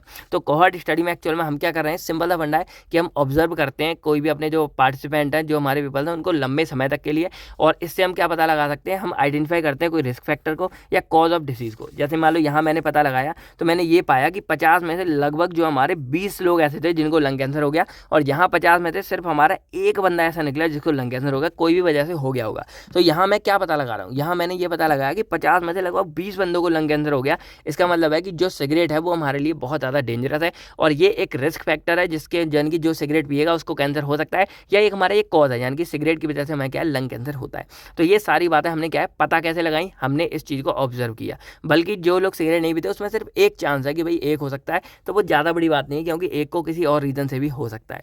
तो ये हमारा क्या था कि इस तरह हम सारी चीज़ों को आइडेंटिफाई करते हैं। तो एग्जाम्पल के लिए मैंने यहाँ पे क्या रख लिया, जो S4 है हमारा स्मोकर है और NS4 है नॉन स्मोकर है। स्मोकर मतलब जो सिगरेट पीते हैं, नॉन स्मोकर जो सिगरेट नहीं पीते हैं। अब यहाँ पर ये हमारी जो स्टडी है वो लंबे समय तक चलती है। तो मान लो कि ये हमारा एक प्रेजेंट टाइम था, यहाँ पर ये सारे लोग पीते हैं। अब धीरे धीरे हम क्या करेंगे, इनको फॉलो अप कर रहे हैं। फॉलो करते करते क्या हो रहा है, फ्यूचर में यानी कि आज से लगभग 10-12 साल बाद या 15 साल बाद हम यहाँ पर देख रहे हैं कि बहुत से स्मोकर ऐसे थे जो स्मोक अभी भी करते हैं, उनको कुछ नहीं हुआ। बहुत स्मोकर ऐसे थे जिनको लंग कैंसर हो गया, और बहुत नॉन स्मोकर ऐसे थे जो नॉन स्मोकर ही रहे, उनको कुछ नहीं हुआ। लेकिन एक आध नॉन स्मोकर भी ऐसा निकल आया जिसको क्या हो गया, लंग कैंसर हो गया। तो हर एक पॉसिबिलिटीज़ हो सकती हैं, बस हम उन्हीं पॉसिबिलिटीज़ को यहाँ पर जोड़ते हैं और उसके बाद हम यहाँ पर लास्ट में फॉर्मूले वगैरह सब लगा के पता लगाते हैं कि कितने चांस है कि भाई किसी को लंग कैंसर होगा, कितने चांस है नहीं होगा। तो मैंने एग्जांपल बता दिया कि जो सिगरेट पीते हैं उनको मोस्टली चांस है कि लंग कैंसर हो सकता है। तो यही हमारी पूरी कोहॉर्ट स्टडी यहाँ पर कहलाती है। अब कोहॉर्ट स्टडी हमारी जो है वो 3 तरीके से यहाँ पर की जाती है, यानी कि 3 पार्ट्स में डिवाइड है। पहली हमारी आती है प्रोस्पेक्टिव कोहॉर्ट स्टडी, दूसरी आती है रेट्रोस्पेक्टिव और तीसरी आती है कॉम्बिनेशन ऑफ बोथ। अब प्रोस्पेक्टिव का मतलब क्या होता है, पहले इस वर्ड का मतलब समझ लो। प्रोस्पेक्टिव का मतलब होता है कॉनकरेंट, यानी कि करेंटली, यानी कि जो अभी चल रहा है। तो प्रोस्पेक्टिव में क्या है कि जो हम डाटा ऑब्जर्व कर रहे हैं, यानी कि हम जो अपने ये मान लो हमारा पूरा ग्रुप है, तो इस ग्रुप को हम क्या कर रहे हैं, जो ऑब्जर्व कर रहे हैं वो हम डायरेक्टली पेशेंट से ले रहे हैं डाटा। पेशेंट से डाटा का मतलब क्या है, हम पेशेंट को ऑब्जर्व कर रहे हैं लेकिन करंट सिचुएशन में, प्रेजेंट टाइम पे। यानी कि मान लो मैंने अभी चूज़ कर लिया कि मेरे ये जो पेशेंट है 8-10 लोग हैं या 50 लोग जो मैंने अभी चूज़ किए, तो मैं इनको यहाँ से ऑब्जर्व करना शुरू कर रहा हूँ, यानी कि अब मैं इसको शुरू कर रहा हूँ स्टडी को। तो आपको पता है कि भाई इसमें अब जो अगर मैं शुरू करूँगा तो लगभग 15-20 साल जाएंगे, तो काफ़ी लंबा टाइम जाएगा। तो इसी स्टडी को हम क्या बोलते हैं, प्रोस्पेक्टिव। की अब क्या कर रहे हैं, यहाँ पर हम करंटली टाइम पे, प्रेजेंट टाइम पे पेशेंट से क्या कर रहे हैं, डाटा कलेक्ट कर रहे हैं। अब पेशेंट से डाटा हम उनके थेरेपी से डायरेक्टली, पेशेंट जो सिगरेट स्मोकर हैं उनसे हम डायरेक्टली ले रहे हैं, यानी कि हमारी क्या एक ऑन प्रोसेस स्टडी है कि हम लाइव उनसे डाटा क्या कलेक्ट कर रहे हैं, उनको फॉलो अप कर रहे हैं पूरे पेशेंट को। सेकंड हमारा आता है रेट्रोस्पेक्टिव। तो रेट्रो वर्ड आप लोगों ने बहुत बार सुना होगा। रेट्रो मतलब हमारा डिनोट करता है पास्ट को, यानी कि बहुत ही पुराना भूतकाल वाला काम है। तो रेट्रोस्पेक्टिव कोहॉर्ट स्टडी में क्या होता है कि हम अपने टाइम को और अपने रुपए को बचाते हैं। कैसे बचाते हैं, जो डाटा हमारा पहले से कलेक्ट होता है, यानी कि मान लो कि भाई और भी डाटा हॉस्पिटल वगैरह है जहाँ पे कैंसर लोगों का डाटा कलेक्ट होता है कि भाई ये लोग सिगरेट पीते थे, इन्हें कैंसर हुआ है। तो हॉस्पिटल में जो सब डाटा पहले से कलेक्ट होगा, उस डाटा को हम उठाएंगे और उस डाटा से हम स्टडी करेंगे कि ये लोग जो है ये हमारे क्या है, सिगरेट से मरे हैं और ये सिगरेट हमारे इतने लंबे टाइम तक पीते आ रहे थे। तो जो हमारा एग्जिस्टिंग रिकॉर्डेड डाटा है उसकी जब हम स्टडी करते हैं, उस वाले डाटा से जब हम अपने डाटा को कलेक्ट करते हैं, तो वो हमारी कहलाती है रेट्रोस्पेक्टिव कोहॉर्ट स्टडी। यानी कि हम अपने जो हिस्टोरिकल डाटा है उससे अपनी चीज़ों को कलेक्ट करें, इसको हम हिस्टोरिकल कोहॉर्ट स्टडी भी बोलते हैं। अब इसमें क्या है, मतलब इसमें हम वेट नहीं करते कि किसी को डिजीज़ होगी नहीं होगी, जो पहले से डिजीज़ हो चुकी है, जो लोग पहले से डेथ भी कर चुके हैं, उनका डाटा उठाकर हम सारी चीज़ों को कैलकुलेट करते हैं। अब इन दोनों में फ़ायदे नुकसान हमारे क्या है। जो प्रोस्पेक्टिव है इसमें फ़ायदा तो ये है कि भाई हमको एक्यूरेट डाटा मिल रहा है, लेकिन नुकसान क्या है, लंबा टाइम खींचेगा, दूसरा पैसे भी ज़्यादा लगेंगे। लेकिन जो रेट्रोस्पेक्टिव है इसमें हमारा घाटा क्या है कि वो डाटा हमारा पहले से कलेक्टेड है, तो हम एकदम 100% श्योर नहीं हो सकते कि वो डाटा हमारा एकदम ठीक है या एकदम सही है, उसमें कुछ ना कुछ प्रॉब्लम वगैरह भी हमारी हो सकती हैं। तो ये हमारी बस रेट्रोस्पेक्टिव में प्रॉब्लम होती है। थर्ड हमारा सबसे बेस्ट माना जाता है कॉम्बिनेशन ऑफ बोथ। इसमें हम क्या करेंगे, कुछ डाटा हम पहले से मतलब एग्जिस्टिंग जो रखा हुआ है उससे कलेक्ट करेंगे, और कुछ हम लोगों को डायरेक्टली फॉलो अप भी करें, यानी कि हम इसमें दोनों चीज़ों का यूज़ करते हैं, जिससे हमारा सारा अच्छा रहता है। अब इसमें क्या है, स्टडी पॉपुलेशन एक छोटा सा ग्राफ है, आप चाहो इसको बना देना, ये चार्ट सा है, ये आपके एग्जाम थोड़ा मतलब एग्जाम में अच्छे मार्क्स लाने में हेल्प करेगा। तो यहाँ पर हमने दो चीज़ें आती है, एक होता है एक्सपोज, एक आता है अनएक्सपोज, यानी कि जिन लोगों को स्मोक करते हैं वो, जो स्मोक नहीं करते वो। अब इसका जब आउटकम्स निकलेगा तो हो सकता है कि भाई जो स्मोक करता है उसको लंग कैंसर हो गया, या हो सकता है उसको स्मोक करता है लंग कैंसर नहीं हुआ। अब यहाँ पर नॉन स्मोकर है, इसको भी चांस है कि भाई लंग कैंसर हो सकता है, या चांस है कि लंग कैंसर नहीं हो सकता है। अब इस स्टडी को फर्दर और आगे हम बढ़ाते हैं, यानी कि कई केस में क्या है, इसको हम और आगे बढ़ा देते हैं, तो वो हमारी क्या हो जाती है रेट्रोस्पेक्टिव, यानी कि हमने ये हिस्ट्री वाला उठाया। अब यहाँ पर हम क्या करें, जिनको स्मोक नहीं हुआ हम उनको फिर से क्या कर सकते हैं, फॉलोअप कर सकते हैं। अब चांस है कि भाई उनको स्मोक नहीं हुआ तो आगे चल के उनको स्मोक हो जाए, या आगे चल के उनको लंग कैंसर नहीं हो, यानी कि हो भी सकता है लंग कैंसर, नहीं भी हो सकता है। यानी कि यहाँ पर हमने जब डाटा ले लिया 10-15 साल का, फिर हम उसको और आगे फॉलोअप कर रहे हैं 8-10 साल के लिए। जिनको लंग कैंसर हो गया उनको हटा देते हैं, जिनको नहीं हुआ उनको हम फर्दर फॉलोअप करते हैं कि आगे जाके उनको ना हो जाए। तो ये हमारा पूरा कहलाता है, मतलब पूरा मतलब इस तरह से हम पूरा अपने स्टडी करते हैं। तो यही था हमारा। बाकी अब बात करेंगे step in cohort study. Cohort study में मतलब कौन कौन से स्टेप हैं, कैसे हम कोहॉर्ट स्टडी कंडक्ट करते हैं अपनी। तो ये टॉपिक थोड़ा सा लेंदी है हमारा, लेंदी यहाँ पर खींचेगा। तो सबसे पहले हम क्या करते हैं, अपने सब्जेक्ट या फिर सोर्स को चूज़ करते हैं, यानी कि सिलेक्शन ऑफ सब्जेक्ट या फिर सोर्स। यानी कि पहले मैंने चूज़ किया कि हम उनको चूज़ करेंगे जो स्मोक और नॉन स्मोकर हैं, उनको लंग कैंसर होने के क्या चांस है। तो ये हमारा क्या हो जाएगा, सब्जेक्ट सिलेक्ट करना, कि हम यहाँ पर क्या करते हैं, सब्जेक्ट को चूज़ करते हैं। सेकंड आता है सिलेक्ट ऑफ कंपेरिजन ग्रुप। अब यहाँ पर हम क्या करते हैं, अपने दो ग्रुप बनाते हैं। अब जैसे मान लो मैंने यहाँ पर क्या बनाया, मैंने 50 लोग ऐसे लिए जो स्मोक करते हैं, और 50 लोग मैंने ऐसे लिए जो स्मोक नहीं करते हैं, जिससे मैं इन दोनों को कंपेयर कर सकूँ। अब मैं यहाँ पर बोलूँ 50 लोग स्मोक करते हैं, उनको भाई 20 लोगों को लंग कैंसर हो रहा है। अब लोग बोलेंगे तो क्या हो गया, नॉन स्मोकर को भी हो सकता है। तो हम यहाँ पर तुरंत दूसरा डाटा दिखाएंगे कि नहीं भाई, जो नॉन स्मोकर है उसमें से सिर्फ एक आध बंदे को हो सकता है, बाकियों को नहीं हो रहा है। तो ये भाई हमारे लिए अच्छा है कि भाई आप लोग स्मोक ना करो। तो इसलिए हम क्या करते हैं कि एक हम लेते हैं एक्सपेरिमेंटल एक ग्रुप बोलते हैं, जिसके ऊपर हम क्या कर रहे हैं, लंग कैंसर वाले की हम स्टडी कर रहे हैं। और एक हमारा यहाँ पर होता है, ये हमारा होता है कंट्रोल ग्रुप बोल सकते हैं, जिसमें हम लंग ऐसे बंदों को चूज़ करना है जो मतलब स्मोक नहीं करते हैं। तो ये हमारा कंट्रोल ग्रुप हो गया, ये हमारा टेस्ट ग्रुप हो गया। तो सिलेक्शन ऑफ कंपैरिजन ग्रुप में हम क्या करते हैं, पहला तो हमने वो सिलेक्ट कर लिया जिसके ऊपर हमें कोहॉर्ट स्टडी करनी है। दूसरा हम इसमें एक ऐसा ग्रुप चूज़ करते हैं जिसमें क्या है, जो लोग स्मोक वगैरह नहीं करते हैं। तो ये भी हमारा दो तरह से हो सकता है, एक हमारा होता है इंटरनल कंपैरिजन ग्रुप, एक होता है हमारा एक्सटर्नल कंपैरिजन ग्रुप। मतलब अब इंटरनल में क्या है, तो यहाँ पर हमारा जो हमने लोग पहले से चूज़ किया, मान लो हमने ऐसे लोग चूज़ किए जो स्मोक करते हैं। अब उसके अंदर भी हम उसको क्लासीफाई कर सकते हैं। मान लो कोई स्मोक करता है, साथ में गुटखा पानी भी खा रहा है, साथ में हुक्का भी मार रहा है, और भी चीज़ें कर रहा है, तो यहाँ पर मल्टीपल एक्सपोजर हो गया, यानी कि और भी चीज़ें करता है, वो बीड़ी भी पी रहा है, खैनी गुटखा भी खा रहा है। तो ये हमारा इंटरनल कंपेरिजन होगा कि हमने यहाँ पर भी उन लोगों को क्लासीफाई कर दिया फर्दर। एक्सटर्नल में क्या है, यहाँ पर अगर हमको भाई अंदर लोग नहीं मिलेंगे, तो हम बाहर से अनएक्सपोज वाले लोग, जो मैंने बोला कि जिनको हम मतलब कंट्रोल ग्रुप है, जो मतलब स्मोक वगैरह नहीं करते हैं, एकदम साफ सुथरे लोग हैं, उनको हम यहाँ पर उठाते हैं और उनके ऊपर स्टडी करते हैं। तो ये हमारा एक्सटर्नल कंपैरिजन होगा कि बाहर से हम जो लोग उठाते हैं। तो इस तरह हम कंपैरिजन ग्रुप को चूज़ कर सकते हैं। थर्ड हमारा आता है मेजरमेंट ऑफ एक्सपोजर। अब एक्सपोजर हमारा ले कौन कितना रहा है, यानी कि कौन हमारा, कोई बंदा है जो दिन में पूरी डिब्बी खाली कर रहा है, कोई है जो 5 सिगरेट पी रहा है, कोई है जो सिर्फ 1 सिगरेट पी रहा है। तो इसको भी हम एक्सपोज करते हैं, और उसी के बेस पर, यानी कि कोई ज़्यादा सिगरेट पी रहा है तो ज़्यादा उसको मतलब चांस है लंग कैंसर होने के जल्दी हो रहा है, कोई कम पी रहा है तो कम चांस है। तो इस तरह हम यहाँ पर क्या अपने एक्सपोजर को भी मेजरमेंट करते हैं।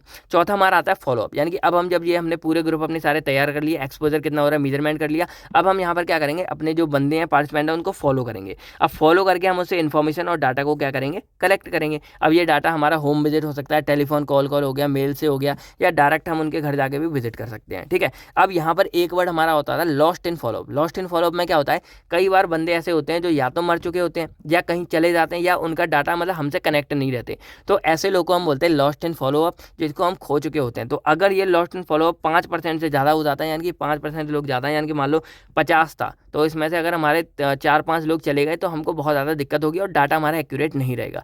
इसलिए हमारे ये ज़रूरी है कि लॉस्ट इन फॉलो हमारा लगभग 5% से ज़्यादा नहीं होना चाहिए। उसके बाद जो आउटकम्स निकल के आते हैं वो हम हॉस्पिटल रिकॉर्ड इन सब से अपना कलेक्ट कर सकते हैं बाद में। और लास्ट हमारा स्टेप आता है एनालिसिस, यानी कि अब हमारा जो भी डाटा उसको हम क्या करेंगे, एनालाइज करेंगे कैसे क्या निकल के आया।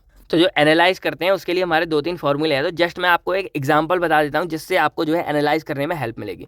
तो एग्जांपल के लिए समझो कि मेरे पास 10,000 लोग थे। अब 10,000 में से 7,000 ऐसे लोग थे जो स्मोकिंग करते थे और 3,000 ऐसे लोग थे जो स्मोकिंग नहीं करते थे। तो इसका हमें सबसे पहले एक इस तरह का चार्ट बनाना पड़ेगा कि ये एक्सपोजर है, यानी कि जो स्मोक करते थे और जो स्मोक नहीं करते थे। अब इसमें जो स्मोक करते थे उनको डिसीज़ हो गई मान लो 70 लोगों को, यानी कि 7,000 में से 70 लोगों को लंग कैंसर हो गया। बचे कितने हमारे 6,930 जिनको भाई कोई डिसीज नहीं हुई, ठीक है। और यहाँ पर सेकंड हमने ली नॉन स्मोकर, तो नॉन स्मोकर में मान लो सिर्फ मतलब 3,000 में से 3 लोग ऐसे थे जिनको क्या हो गया, लंग कैंसर हो गया। और बचे हमारे कितने, इतने लोग हो गए। तो इस तरह हमने एक डाटा रफली कलेक्ट कर लिया। अब यहाँ पर 3 चीज़ें हम निकालते हैं जो हमारे इस पूरे कोहॉर्ट स्टडी में हमारी हेल्प करेगा। पहले हमारे आता है एट्रीब्यूटेबल रिस्क, सेकंड हमारा आता है रिलेटिव रिस्क और थर्ड आता है पॉपुलेशन एट्रीब्यूटेबल रिस्क। तो एट्रीब्यूटेबल रिस्क हमारा क्या होता है, ये हमारा एक्चुअल में क्या है कि रिस्क डिफरेंस है, यानी कि ये हमारा बताता है कि जो लोग एक्सपोज कर रहे थे, यानी कि जो लोग स्मोक कर रहे थे और जो लोग स्मोक नहीं कर रहे थे, तो उनमें कितना चांस है कि भाई जो लोग स्मोक करते हैं उनको कितने % ज़्यादा चांस है कि भाई इसको स्मोक हो सकता है, और जो लोग स्मोक नहीं करते हैं उनको क्या चांस है कि भाई उनको लंग के अंदर हो सकता है। तो इसके लिए हमारे यहाँ फॉर्मूला आता है, पहले आप ये समझ लो कि इंसिडेंट इन एक्सपोज, यानी कि जो स्मोक करते थे उसका फॉर्मूला क्या होता है, एक्सपोज कितने लोग हो गए अपॉन टोटल नंबर, ठीक है। इंसिडेंट इन एक्सपोज और इंसिडेंट इन नॉन एक्सपोज, जो लोग मतलब स्मोक नहीं करते थे। तो स्मोक जो करते थे उसका अगर फॉर्मूला हम लगाएं तो इंसिडेंट इन एक्सपोज हमारा क्या है, I is equal to expose. तो एक्सपोज हमारे 70 लोग हुए और टोटल हमारे कितने थे, 7,000 लोग। तो लगभग हम इसको फॉर्मूला निकालें तो 1/100, यानी कि 0.01% लोग ऐसे थे जिनको क्या हो रहा है, कैंसर हो रहा है यहाँ पर। सेकंड हमारा इंसिडेंट नॉन एक्सपोज, तो यहाँ एक्सपोज, यहाँ टोटल नंबर एक्सपोज, तो आई एन ही निकलेगा। तो ऊपर एक्सपोज हमारे 3 लोग हुए जो स्मोक नहीं करते थे और टोटल हमारे 3,000 थे, तो यहाँ निकला हमारा 0.001% निकला करीब। तो यहाँ पे अगर हम एट्रीब्यूटेबल रिस्क निकालेंगे तो इसको फाइंड आउट करके हमारे निकला ये लगभग 1% चांस, यानी कि ये यहाँ पर निकला फाइंड आउट करके कि जो हमारे लोग स्मोक नहीं करते हैं उनका मात्र 1% चांस है कि भाई उनको स्मोक मतलब उनको लंग के अंदर हो सकता है। तो ये 1% चांस तो भाई ज़िंदगी का भी नहीं रहता। तो एक तरह से हमारा सेफ माना जा रहा है कि जो लोग हमारे स्मोक नहीं करते उनको लगभग 1% चांस है कि उसको क्या है, लंग के अंदर हो सकता है। सेकंड इसमें आता है रिलेटिव रिस्क वाला। तो रिलेटिव रिस्क में क्या है कि स्मोकर लोगों को क्या चांस होते हैं। तो रिलेटिव रिस्क का फॉर्मूला है incidence in expose upon incidence non expose. तो इंसिडेंस इन एक्सपोज का हमने क्या निकाला था, 0.01%, और इंसिडेंस इन नॉन एक्सपोज का हमने क्या निकाला था, 0.01। तो इसको अगर हम सॉल्व करेंगे तो हमारा निकलेगा 10 टाइम, यानी कि यहाँ पर ये निकला कि जो लोग स्मोकिंग करते हैं उनको 10 गुना ज़्यादा चांस है कि भाई उनको क्या हो सकता है, लंग कैंसर हो सकता है। तो देखा जाए आपका रिजल्ट से एकदम मतलब बढ़िया निकल रहा है कि जो लोग स्मोक करते हैं उनको चांस है कि भाई 10 गुना ज़्यादा चांस है कि उनको क्या हो सकता है, लंग कैंसर हो सकता है। थर्ड आता है हमारा पॉपुलेशन है, यानी कि पूरी ओवरऑल पॉपुलेशन में क्या रिस्क है कि हो सकता है। तो यहाँ पर एट्रीब्यूटेबल रिस्क है जो हमने पहले निकाला था 0.01। बाकी यहाँ पर क्या है कि जो रिस्क फैक्टर है जैसे सिगरेट पीने का रिस्क फैक्टर है वो कितना ज़्यादा है, अगर वो ज़्यादा है तो भाई ज़्यादा चांस है हमारे, वो कम है तो हमारे कम चांस है। तो इस तरह इसको हम कैलकुलेट नहीं कर सकते क्योंकि हमें पूरा डाटा नहीं बताए, पर मेन हमको जितना बताता हमने ये निकाला कि केवल हमारा 1% चांस है कि भाई जो स्मोक नहीं करते उनको लंग कैंसर हो सकता है, लेकिन 10% यानी कि 10 गुना ज़्यादा चांस है कि जो लोग स्मोकिंग करते हैं उनको लंग कैंसर हो सकता है। तो इस तरह हम क्या कर रहे हैं, अपने ऑब्जर्वेशनल स्टडी से पूरा डाटा करके फाइंड आउट कर सकते हैं कि कितने लोगों को लंग कैंसर हो सकता है, कितने लोगों नहीं हो सकता, और उसी के हिसाब से हम पहले से लोगों को अवेयर कर सकते हैं, लोगों को फैला सकते हैं कि भाई ये काम आप मत करो मत करो। अब इसके एडवांटेज और डिसएडवांटेज के बारे में बात करें तो जो इसके कई बार आए हैं, मैंने इसलिए लिखे हैं, ऐसे नहीं लिखे मैंने। तो कोहॉर्ट स्टडी में अगर एडवांटेज देखे जाए, सिंपल और अफोर्डेबल है, हो सकता है हमारा, कैन इवेल्यूएट मल्टीपल डिसीज को हम इवेल्यूएट कर सकते हैं, रिलेटिव रिस्क और एट्रीब्यूटेबल रिस्क हम पहले से फाइंड आउट कर सकते हैं, और रेयर एक्सपोजर को भी हम यहाँ पर इजीली फाइंड आउट कर सकते हैं। डिसएडवांटेज के बारे में बात करें तो काफ़ी ज़्यादा लंबा टाइम लगता है। फिर जो रेयर डिसीज़ है यानी कि जो केवल 1-2 बंदों को होती है उन पर हम ये नहीं कर सकते अप्लाई, क्योंकि भाई ये हमारा एक लॉन्ग टर्म है, जो ज़्यादा लोगों को होता है उसी पर हम अप्लाई कर सकते हैं। फिर इसके लिए लार्ज सैंपल चाहिए और लॉस्ट इन फॉलो पे एक हमारी प्रॉब्लम है यहाँ पर, और कई केस में ये एक्सपेंसिव भी हो सकता है। अगर हमने बोला जो हम पहले वाला रेट्रोस्पेक्ट ना करके परस्पेक्टिव वाला करें तो हमारा क्या है, लॉन्ग एक्सपेंसिव भी हो सकता है। तो आई होप आप लोग जो है कोहॉर्ट स्टडी को समझ गए होंगे। ये स्टडी हमारे लिए बहुत ज़्यादा इंपॉर्टेंट थी और एग्जाम पर्पज में भी कई बार आती है, क्योंकि रियल लाइफ में ये हमारी बहुत ज़्यादा इंपॉर्टेंट है। तो अब हमारे कुछ टॉपिक आते हैं तो मतलब अब हम जो अपने 4 टॉपिक को यहाँ तक कवर कर चुके हैं, जिसमें 2 रिपोर्ट राइटिंग और कोहॉर्ट स्टडी बहुत ज़्यादा इंपॉर्टेंट है। हमारा आता है ऑब्जर्वेशनल, एक्सपेरिमेंटल और डिजाइनिंग, ये वाला हमारा सबसे ज़्यादा इंपॉर्टेंट था। तो ऑब्जर्वेशनल स्टडी के बारे में बात करें तो जो आपने अभी कोहॉर्ट स्टडी पढ़ी थी उसी को, वो हमारा एक्चुअल में क्या है, एक एग्जाम्पल था ऑब्जर्वेशनल स्टडी का। तो ये हमारे लिए मतलब एक तरह से हम पहले से पढ़ चुके हैं। तो these are those study in which we collect the data through observation या फिर follow up of different individual या ग्रुप। यानी कि ये हमारी वो स्टडी है जिसमें हम जो अपना डाटा कलेक्ट करते हैं वो हम किनसे करते हैं, हम ऑब्जर्वेशन से कलेक्ट करते हैं, अपने लोगों को ऑब्जर्व करके। तो ऑब्जर्वेशन हमारा एक मेजर प्राइमरी सोर्स है जिसमें हम किसी भी इन्फॉर्मेशन को दूसरों को देखकर, उनको केवल वॉच करके हम क्या कर सकते हैं, अपने डाटा को कलेक्ट करते हैं। अब ये जो मेथड है हमारा, देखा जाए तो ऑब्जर्वेशन स्टडी हमारा एक मेथड है जो इन्वॉल्व करता है systematic recording and assessment of behaviour form of a particular individual. यानी कि सिंपल यहाँ देखा जाए तो हमारा कोई भी बंदा है, उसके बिहेवियर को हम यहाँ पर क्या कर रहे हैं, रिकॉर्ड कर रहे हैं, उसके बिहेवियर को हम यहाँ पर क्या कर रहे हैं, एनालाइज कर रहे हैं। तो इसीलिए इसको हम एक तरह से बिहेवियर फॉर्म को रिकॉर्ड करना भी बोल सकते हैं यहाँ पर, ठीक है। तो इसके अंदर कोई भी हमारे जो इंडिविजुअल है उसको हम ऑब्जर्व कर रहे हैं, उसको देख रहे हैं, उसके बिहेवियर को देख रहे हैं। कोई ऑब्जेक्ट होगी, कोई सामान हो गया या कोई इवेंट हो गया, उसको हम यहाँ पर कर रहे हैं। और करने के बाद जो भी हमको डाटा चाहिए उसको हम कलेक्ट करते हैं और उस डाटा को कलेक्ट करके हम फाइनली अपने जो भी स्टडी है वो निकालते हैं। जैसे हमारा कोहॉर्ट स्टडी हो गया तो हम यहाँ पर ऑब्जर्व कर रहे थे अपने जितने भी स्मोकर वाले दोस्त हैं उन सबको, ठीक है। तो वही यहाँ पर है कि मान लो कोई हमारा एक बंदा है, ये हमारा पूरा ग्रुप है स्मोकर नॉन स्मोकर वाला, जिनको लंग कैंसर हुआ या नहीं है, तो इनको हम क्या कर रहे हैं, ऑब्जर्व कर रहे हैं विदाउट इंटरफेयरिंग, यानी कि हम उनको डिस्टर्ब नहीं कर रहे हैं। और विदाउट वर्बल कम्युनिकेशन, हम उनसे डायरेक्टली बातचीत करके नहीं कर रहे हैं, हम डायरेक्टली ऊपर से ही उनको देख के ऑब्जर्व करके डाटा को कलेक्ट कर रहे हैं। अब टाइप्स ऑफ ऑब्जर्वेशन में देखा जाए तो ये 4 तरीके से हमारा डिफाइन किया जा सकता है। पहला हमारा आता है naturalistic and control observation, second आता है structure and unstructured observation, third आता है participation and non participation observation, fourth आता है डायरेक्ट एंड इनडायरेक्ट ऑब्जर्वेशन। तो एक एक करके अगर हम चारों को समझें तो नेचुरलिस्टिक में क्या हो रहा है कि हम जो डाटा कलेक्ट कर रहे हैं अपने लोगों से वो उनके नेचुरल एनवायरनमेंट में कर रहे हैं, यानी कि हम उनको कुछ भी नहीं बदल रहे हैं, जस्ट हम क्या कर रहे हैं, दूर से उनको देख के जैसे वो रह रहे हैं, जैसे कुछ कर रहे हैं वैसे ही हम उसको डाटा को कलेक्ट कर रहे हैं। कंट्रोल ऑब्जर्वेशन में क्या होता है कि हम उन लोगों को ऑब्जर्व कर रहे हैं किसी एक लेबोरेटरी में रखे, यानी कि हमने उसको कोई डाटा परफॉर्म करना है तो हमने उनको लैब वगैरह में डोल दिया है और उनको हम ऑब्जर्व कर रहे हैं, तो वो हमारा कंट्रोल ऑब्जर्वेशन होता है। जैसे हम लोग क्या करते हैं, जो माउस चूहे वगैरह होते हैं उनको हम लैब के अंदर ले जाते हैं, उनको खाने पीने को देते हैं, तब हम उसको ऑब्जर्व करते हैं, तो वो कंट्रोल हो गया कि हम एक लैब के अंदर कर रहे हैं। सेकंड हमारा इसमें आता है स्ट्रक्चर और अनस्ट्रक्चर वाला। तो स्ट्रक्चर में अगर हम यहाँ पर बात करें तो यहाँ पर हमारी कोई मान लो एक रिसर्च प्रॉब्लम निकली, यानी कि मान लो हमको लंग कैंसर की प्रॉब्लम किसी को है तो हम उसके ऊपर पहले से करने जा रहे हैं, तो वहाँ पर हमारी जो प्रॉब्लम है वो पहले से डिफाइन होती है। और जब प्रॉब्लम डिफाइन है तो उसी के अकॉर्डिंग हम क्या करें, पता लगा रहे हैं। जैसे मान लो कि किसी को मलेरिया हो गया और वो मलेरिया उस जगह पर हुआ है जहाँ मच्छर बहुत ज़्यादा है, तो हम क्या करें, एक पर्टिकुलर एरिया, उसी एरिया में जाके रिसर्च कर रहे हैं, उसी एरिया में जाके ऑब्जर्व कर रहे हैं डाटा जिस एरिया में मच्छर ज़्यादा है, तो वो हमारी क्या एक स्ट्रक्चर है, यानी कि पहले से हमारे एक स्ट्रक्चर तैयार है कहाँ पे क्या कैसे होना है वो। अब अनस्ट्रक्चर क्या होता है, यहाँ पर जो रिसर्चर है उसको पहले से कुछ मतलब प्रॉब्लम फाइंड नहीं है, तो वो फ्री है, जहाँ मर्जी हो वहाँ से वो क्या कर सकता है, अपनी ऑब्जर्वेशन को शुरू कर सकता है। तो ये हमारा होता है अनस्ट्रक्चर वाला। अब आता है पार्टिसिपेशन एंड नॉन पार्टिसिपेशन। तो पार्टिसिपेशन में क्या होता है कि जो रिसर्चर है वो डाटा कलेक्ट करता है उन पार्टिसिपेंट का जो हमारे इन्वॉल्व है स्टडी के अंदर, यानी कि मान लो जो जैसे स्मोकर नॉन स्मोकर है, तो यहाँ पर जो स्मोकर वाले लोग हैं वो हमारे एक तरह से एक्टिव वाले बंदे हैं, तो उनका जो हम डाटा कलेक्ट कर रहे हैं वो हमारे क्या है, पार्टिसिपेशन के अंदर कहलाते हैं। लेकिन वहीं पर इंस्टेड हम क्या कर रहे हैं, ऐसे लोगों को अभी डाटा कलेक्ट कर रहे हैं जो उसमें मतलब इन्वॉल्व नहीं है, जैसे हमारे नॉन स्मोकर हो गए, तो वो हमारे एक तरह से क्या है, नॉन पार्टिसिपेंट कहलाते हैं, यानी कि वो इन्वॉल्व नहीं है, वो कोई एक्टिव नहीं है, लेकिन फिर भी हम उन लोगों का डाटा कलेक्ट कर रहे हैं। क्यों? क्योंकि हम एज अ कंट्रोल ग्रुप उनको यूज़ करेंगे कि जिससे हम मतलब कंपेयर कर सकें कि भाई जो नहीं पीते हैं उनको कितना हुआ और जो पीते हैं उनको कितना हुआ। तो इस तरह से कंपेयर करने के लिए या कंट्रोल ग्रुप को भी हम यूज़ करते हैं। जो कंट्रोल वाले वो हमारे क्या हो जाएंगे, नॉन पार्टिसिपेंट्स हो जाएंगे। अब फोर्थ हमारे इसमें आता है डायरेक्ट एंड इनडायरेक्ट ऑब्जर्वेशन। तो डायरेक्ट ऑब्जर्वेशन में हम क्या कर रहे हैं, डायरेक्टली डाटा हम क्या कर रहे हैं, पर्सन से, जो भी मतलब कोई बंदा है वहाँ पे हम उसको ऑब्जर्व करके डायरेक्टली डाटा को कलेक्ट कर रहे हैं। लेकिन जो हमारा इनडायरेक्ट वाला है वो हम उसके पास्ट बिहेवियर, यानी कि पहले उसने क्या कैसे किया, जैसे आप लोगों ने कभी देखा हो डॉक्टर पूछा भाई कोई हिस्ट्री में कभी कोई बीमार हुआ था या कुछ हुआ था, तो उसके पास्ट बिहेवियर को देखकर हम क्या कर रहे हैं, उसके डाटा को कलेक्ट करते हैं, तो वो इनडायरेक्ट हो गया। और लाइव हम कलेक्ट कर रहे हैं, उससे डायरेक्टली ऑब्जर्व कर रहे हैं, तो वो हमारा डायरेक्ट हो गया। तो इस तरह हमारी ये डायरेक्ट और इनडायरेक्ट ऑब्जर्वेशन देखने को मिलती है। अब process of conducting observation, observation को हम कैसे कलेक्ट कर सकते हैं, ऑब्जर्वेशन स्टडी कनेक्ट, तो यहाँ पर हमारे 3 स्टेप मेन है। अब तीनों स्टेप को थोड़ा थोड़ा आप अच्छे से समझ लेना।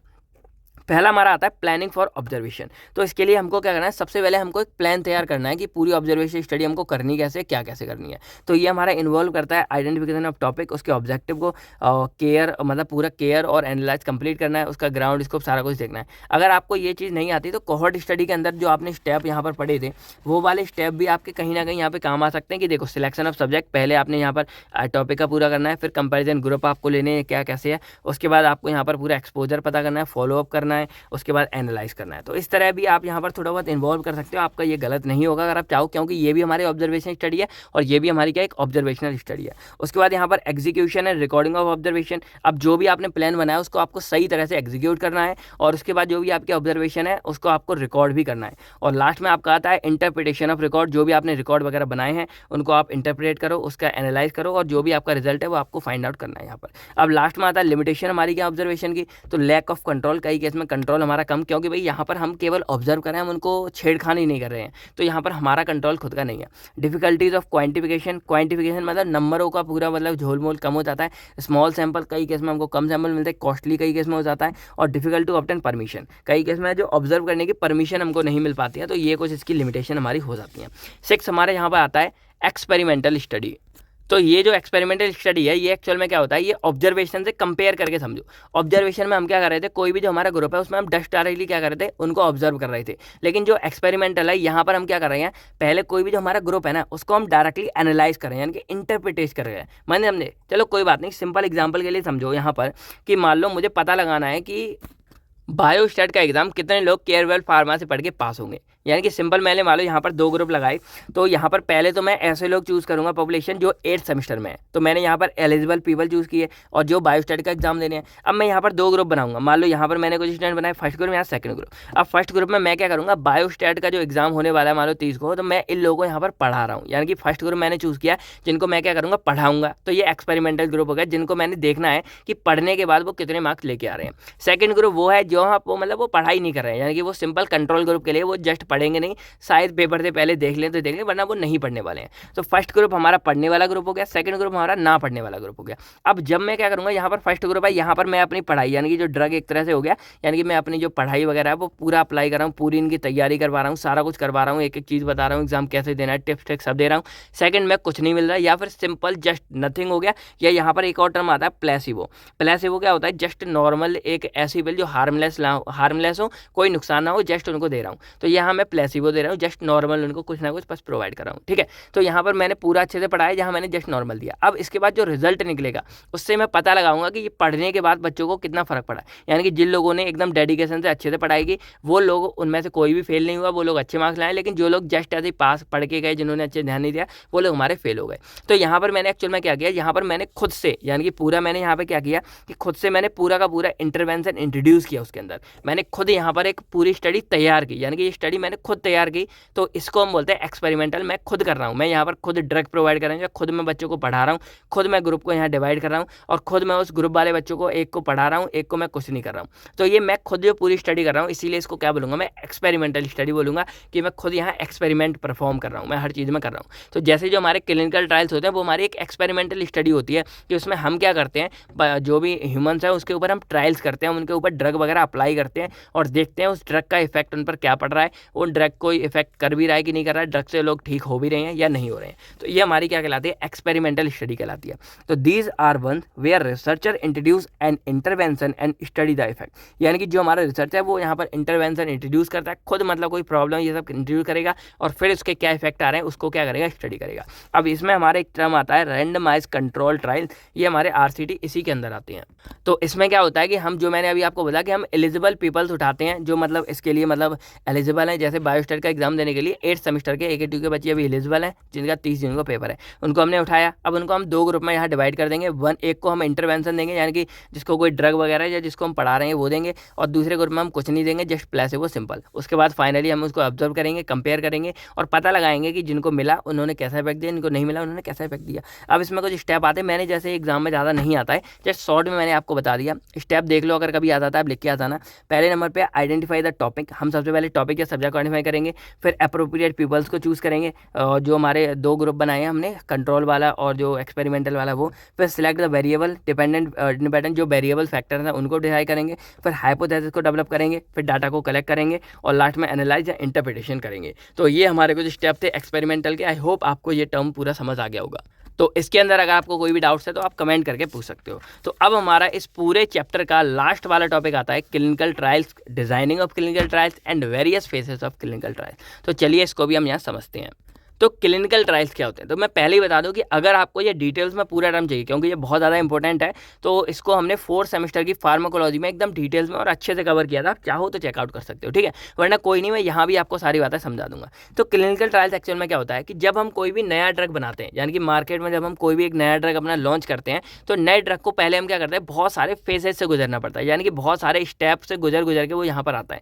तो पहले वो क्या करता है, जो हम कोई ड्रग बनाते हैं तो उसकी पहले हम परमिशन लेते हैं, बहुत ज़्यादा कर सकते हैं कि नहीं, देन उसके बाद हम उस ड्रग को प्री क्लिनिकल यानी कि जानवरों के ऊपर अप्लाई करते हैं, एनिमल्स के ऊपर, और एनिमल्स में जब वो पास हो जाता है, यानी कि ज़्यादा एनिमल्स मगर नहीं मरते हैं, नुकसान नहीं होता है, देन वो ड्रग हमारा आता है जहाँ हम ह्यूमंस के ऊपर अप्लाई करते हैं। तो वो जो हमारी कंडीशन है, जब हम उस ड्रग को अपने ह्यूमंस के ऊपर अप्लाई कर रहे हैं, तो वो चीज़ हमारी कहलाती है क्लिनिकल ट्रायल्स कहलाती है। यानी कि these are those research study in which we test a medicine और ड्रग, हम किसी भी मेडिसिन या ड्रग को, या कोई सर्जिकल हो गया या कोई भी मेडिकल इवेंट या मेडिकल डिवाइस हो गए, उसको हम ह्यूमंस के ऊपर टेस्ट करते हैं, परफॉर्म करते हैं, तो यही हमारा क्या कहलाता है, क्लिनिकल ट्रायल्स कहलाता है। अब इसका मेन एम क्या होता है, यानी कि जो कोई भी हमारी दवा या ट्रीटमेंट है या ड्रग है, वो हमारे लोगों को ठीक करे और उन्हें कोई नुकसान ना हो, तो यही हमारा मेन एम होता है क्लिनिकल ट्रायल्स का। तो मेन एम इसका यही है कि जो मेडिकल डिवाइस या ड्रग है या जो ट्रीटमेंट है, वो पीपल्स के लिए इफेक्टिव है भी या नहीं है, इसी को हम यहाँ पता लगाते हैं। अब इसके लिए डिजाइनिंग क्या है, तो इस टर्म को पहले समझ लो, क्योंकि एग्जाम में डिजाइनिंग ऑफ क्लिनिकल ट्रायल्स बहुत बार आया है। अब इसमें लोग इसको एक तरह से स्किप ही कर देते हैं, लोग डायरेक्टली जो है फेजेस के बारे में लिख के आ जाते हैं, और इसीलिए उनके एग्जाम में नाक्स भी कट रहे होंगे। तो designing of clinical trials actual में क्या है कि these are the principal involve during clinical trial, यानी कि क्लिनिकल ट्रायल जब हम परफॉर्म कर रहे हैं, उसके लिए कौन सा मेथड, कौन सा प्रिंसिपल हम यूज़ कर रहे हैं, वही एक्चुअल में डिजाइनिंग ऑफ क्लिनिकल ट्रायल्स कहलाता है। तो इसके बारे में जानते सब लोग हैं, लेकिन लिखकर वगैरह मोस्टली नहीं आते हैं। तो पहला इसमें आता है हमारा रैंडमाइजेशन। तो रैंडमाइजेशन में क्या होता है कि जो कोई भी हम वॉलंटियर चूज़ करते हैं अपने क्लिनिकल ट्रायल्स के लिए, देखो पहले आप चाहो तो जनरल बातें थोड़ी बहुत बढ़ा कर लिख के आ सकते हो कि इसके लिए जो हम लोगों को चूज़ करते हैं, उसके लिए पहले हम प्रॉपर कंसेंट लेटर उनको सारा कुछ बताते हैं, और सारा कुछ लीगल वैलिड और सारी परमिशन लेने के बाद ही हम जो अपने क्लिनिकल ट्रायल्स को आगे फॉलोअप करते हैं। तो रैंडमाइजेशन में क्या करते हैं कि जो हम वॉलंटियर अपने चूज़ करते हैं डिफरेंट ग्रुप के लिए, वो हम रैंडमली उठाते हैं, और रैंडमली हम उनको ग्रुप में क्या कर देते हैं, डिवाइड कर देते हैं। अब ये दो ग्रुप मैंने आपको पहले ही बता दी कि फर्स्ट ग्रुप वो होगा जो ड्रग को लेगा, और दूसरा ग्रुप वो होगा जो ग्रुप को नहीं लेगा, मतलब दवा को नहीं लेगा। तो इस तरह हम दो ग्रुप में क्या कर देते हैं, रैंडमाइज तरीके से उन जो अपने लोगों को चूज़ करते हैं वॉलंटियर को, उनको क्या करते हैं, डिवाइड कर देते हैं इस तरह से। तो ये हमारा होता है रैंडमाइजेशन, कि यहाँ पर हम रैंडमाइजेशन एक हमारा प्रिंसिपल हो गया जो इन्वॉल्व करते हैं हम क्लिनिकल ट्रायल्स के दौरान, ठीक है। और इस वाली स्टडी को हम पैरेलल डिजाइन बोलते हैं, कि यहाँ पर हमने क्या किया, दो ग्रुप लिए, एक ग्रुप में हमने ड्रग ट्रीटमेंट दिया, दूसरे में हमने सिर्फ प्लेसिबो दिया, या कोई भी स्टैंडर्ड ग्रुप वगैरह दिया। तो ये हमारा होता है पैरेलल डिजाइन। सेकंड हमारा आता है क्रॉस ओवर डिजाइन। तो क्रॉस ओवर डिजाइन में क्या होता है कि हमने पहले ट्रीटमेंट पैरेलल की तरह दिया, यानी कि मान लो हमने यहाँ पर क्या किया कि हमारे पास दो ग्रुप थे, एक हमारा ये ग्रुप है, एक ये ग्रुप है। तो पहले हमने क्या किया, यहाँ पर ड्रग दिया यहाँ पर, और यहाँ पर हमने क्या दिया, सिंपल प्लेसिबो दिया, यानी कि कोई भी और चीज़ नहीं। प्लेसिबो को कोई डिफाइन कर सकता है तो कमेंट्स में बताऊँ, बस प्लेसिबो मतलब समझ लो कि एक हार्मलेस कोई भी मतलब मेडिसिन वगैरह है जिसका कोई भी इफेक्ट नहीं है, और इससे रिलेटेड तो कोई इफेक्ट है ही नहीं, यानी कि जो ये ड्रग देगा उससे रिलेटेड या उसमें कोई इफेक्ट वगैरह नहीं डालेगा। तो दो ग्रुप हमने बताए, पहले में हमने ड्रग दिया, दूसरे में ये दिया, तो ये हमारा क्या था, पैरेलल, इसीलिए इसको पैरेलल बोलते हैं क्योंकि ये है। तो पैरेलल वाली डिज़ाइन पहले बनाई और रैंडमली हमने पीपल को इसमें उठा के डाला। अब जो क्रॉस ओवर डिज़ाइन है, इसमें हम क्या करेंगे, हमने ये दिया, लेकिन जैसे ही ड्रग का हमारा हाफ टाइम हो जाता है, यानी कि मान लो हमने ये शॉर्ट टर्म के लिए यूज़ करते हैं, पहली बात ये है कि यूज़ फॉर शॉर्ट टर्म, जो क्रॉस ओवर डिज़ाइन है वो हम शॉर्ट टाइम के लिए यूज़ करते हैं। तो मान लो हमने 2 महीने या 3 महीने के लिए यूज़ किया, तो 1-1.5 महीने हम क्या करेंगे, ड्रग इस वाले को दिया और यहाँ प्लेसिबो इस दिया। अब हम क्या करेंगे, इसको इंटरचेंज कर देंगे, या जैसे ही हमारे जो ड्रग है इसकी हाफ लाइफ, यानी कि हमें मान लो हाफ लाइफ हमको पता है इसका ज़्यादा टाइम तक नहीं रहता, देते जा रहे हैं, जैसे ही होगा हम क्या करेंगे, अब हम इसका ट्रीटमेंट क्या कर देंगे, यहाँ पर रिवर्स कर देंगे। यानी कि पहले जो बंदे हमारे क्या कर रहे थे, प्लेसिबो ले रहे थे, उनको अब हम ड्रग देंगे, और जो बंदे इधर हमारे प्लेसिबो ड्रग ले रहे थे उनको हम क्या देंगे, प्लेसिबो, यानी कि कुछ नहीं देंगे, नथिंग देंगे। तो इस तरह हम क्या कर देंगे, इनको चेंज कर देते हैं। यानी कि मान लो 2 महीने तक हमें स्टडी करनी है, तो 1 महीने हमने इन लोगों को ड्रग दिया, इन लोगों को प्लेसिबो। अब दूसरा महीना जैसे शुरू होगा, हम इन लोगों को क्या देंगे, प्लेसिबो देंगे, और इन लोगों को क्या देंगे, ड्रग देंगे। तो इस तरह हम क्या करते हैं, पूरे इफेक्ट के बारे में स्टडी करते हैं। तो ये हमारा आता है क्रॉस ओवर डिज़ाइन के बारे में। डिटेल्स मैंने ज़्यादा नहीं लिखी, जस्ट आपको यहाँ समझा दिया। थर्ड हमारा आता है फैक्टोरियल डिज़ाइन। तो फैक्टोरियल डिज़ाइन में एक्चुअल में हम क्या करते हैं, ये हम यहाँ पर ड्रग को अलग अलग फैक्टर से मतलब पूरा स्टडी करते हैं। मान लो ये हमने ड्रग दिया, अब इस ड्रग को हम मॉर्निंग में देंगे, कितना इफेक्ट पड़ा, इवनिंग में देंगे कितना इफेक्ट पड़ा, सोने के बाद देंगे कितना इफेक्ट, खाली पेट देंगे कितना इफेक्ट पड़ा, भरा पेट देंगे कितना इफेक्ट पड़ा। तो इस तरह हम अलग अलग फैक्टरों को मतलब आइडेंटिफाई करते हैं कि किस फैक्टर के साथ, यानी कि खाली पेट ज़्यादा अच्छा असर कर रही है या भरे पेट दूध के साथ अच्छा असर कर रही है या पानी के साथ। तो इस तरह हम यहाँ पर सभी फैक्टरों को स्टडी करते हैं। तो ये हमारा फैक्टोरियल डिज़ाइन कहलाता है। फोर्थ हमारा आता है ब्लाइंडिंग डिज़ाइन। तो इसमें हम क्या करते हैं, कुछ वॉलंटियर ऐसे होते हैं जो अनअवेयर होते हैं, यानी कि इसमें वॉलंटियर को हम ड्रग देते हैं तो वो ड्रग के बारे में अनअवेयर होते हैं कि कौन सा ड्रग कैसे दिया। तो ये ब्लाइंडिंग टेक्निक है, प्रिंसिपल है, इसका भी हम कई केस में यूज़ कर सकते हैं। तो ये 3-4 हमारे प्रिंसिपल या फिर एक तरह से डिज़ाइन हो गए जिनका हम यूज़ करते हैं क्लिनिकल ट्रायल्स के दौरान। अब various phases of clinical trials, तो क्लिनिकल ट्रायल्स के दौरान कौन कौन से फेजेज यूज़ करते हैं। तो वैसे मोस्टली हमारे 1, 2, 3, 4 यूज़ करते हैं, लेकिन जीरो वाला भी हम यहाँ पर यूज़ करेंगे। तो जीरो वाले फेज में क्या होता है कि जो कोई भी, मान लो हमने यहाँ पर सारे बंदे अपने चूज़ कर लिए, ये हमारा पूरा ग्रुप है। तो स्टार्टिंग में हम क्या करते हैं, अपने जितने भी पीपल्स हैं उनको वेरी स्मॉल डोज, यानी कि जो हमारा फेज जीरो है इसमें बहुत ही स्मॉल अमाउंट में हम क्या करते हैं, अपने ड्रग को 10 से 15 लोगों को सिर्फ यहाँ पर प्रोवाइड करते हैं। अब ये जो पहला फेज है इसका मेन पर्पस क्या होता है कि यहाँ पर हमारा जो ड्रग है उसके बारे में हम स्टडी करते हैं कि वो किसी बंदे की बॉडी में जाके कैसे काम करेगा, कितनी देर तक स्टे है, कितनी देर तक रुक रहा है, कितनी देर क्या है, यानी कि हम उस ड्रग के बारे में इनिशियल स्टडी करते हैं कि वो जो ड्रग है वो हमारी बॉडी में जाके परफॉर्म कैसा करेगा, रिएक्ट कैसा करेगा बॉडी के साथ। तो यही हमारा होता है फेज जीरो वाला, और ये लगभग हम 10 से 15 लोगों में करते हैं और इसमें बहुत ही स्मॉल अमाउंट में हम जो है ड्रग को देते हैं।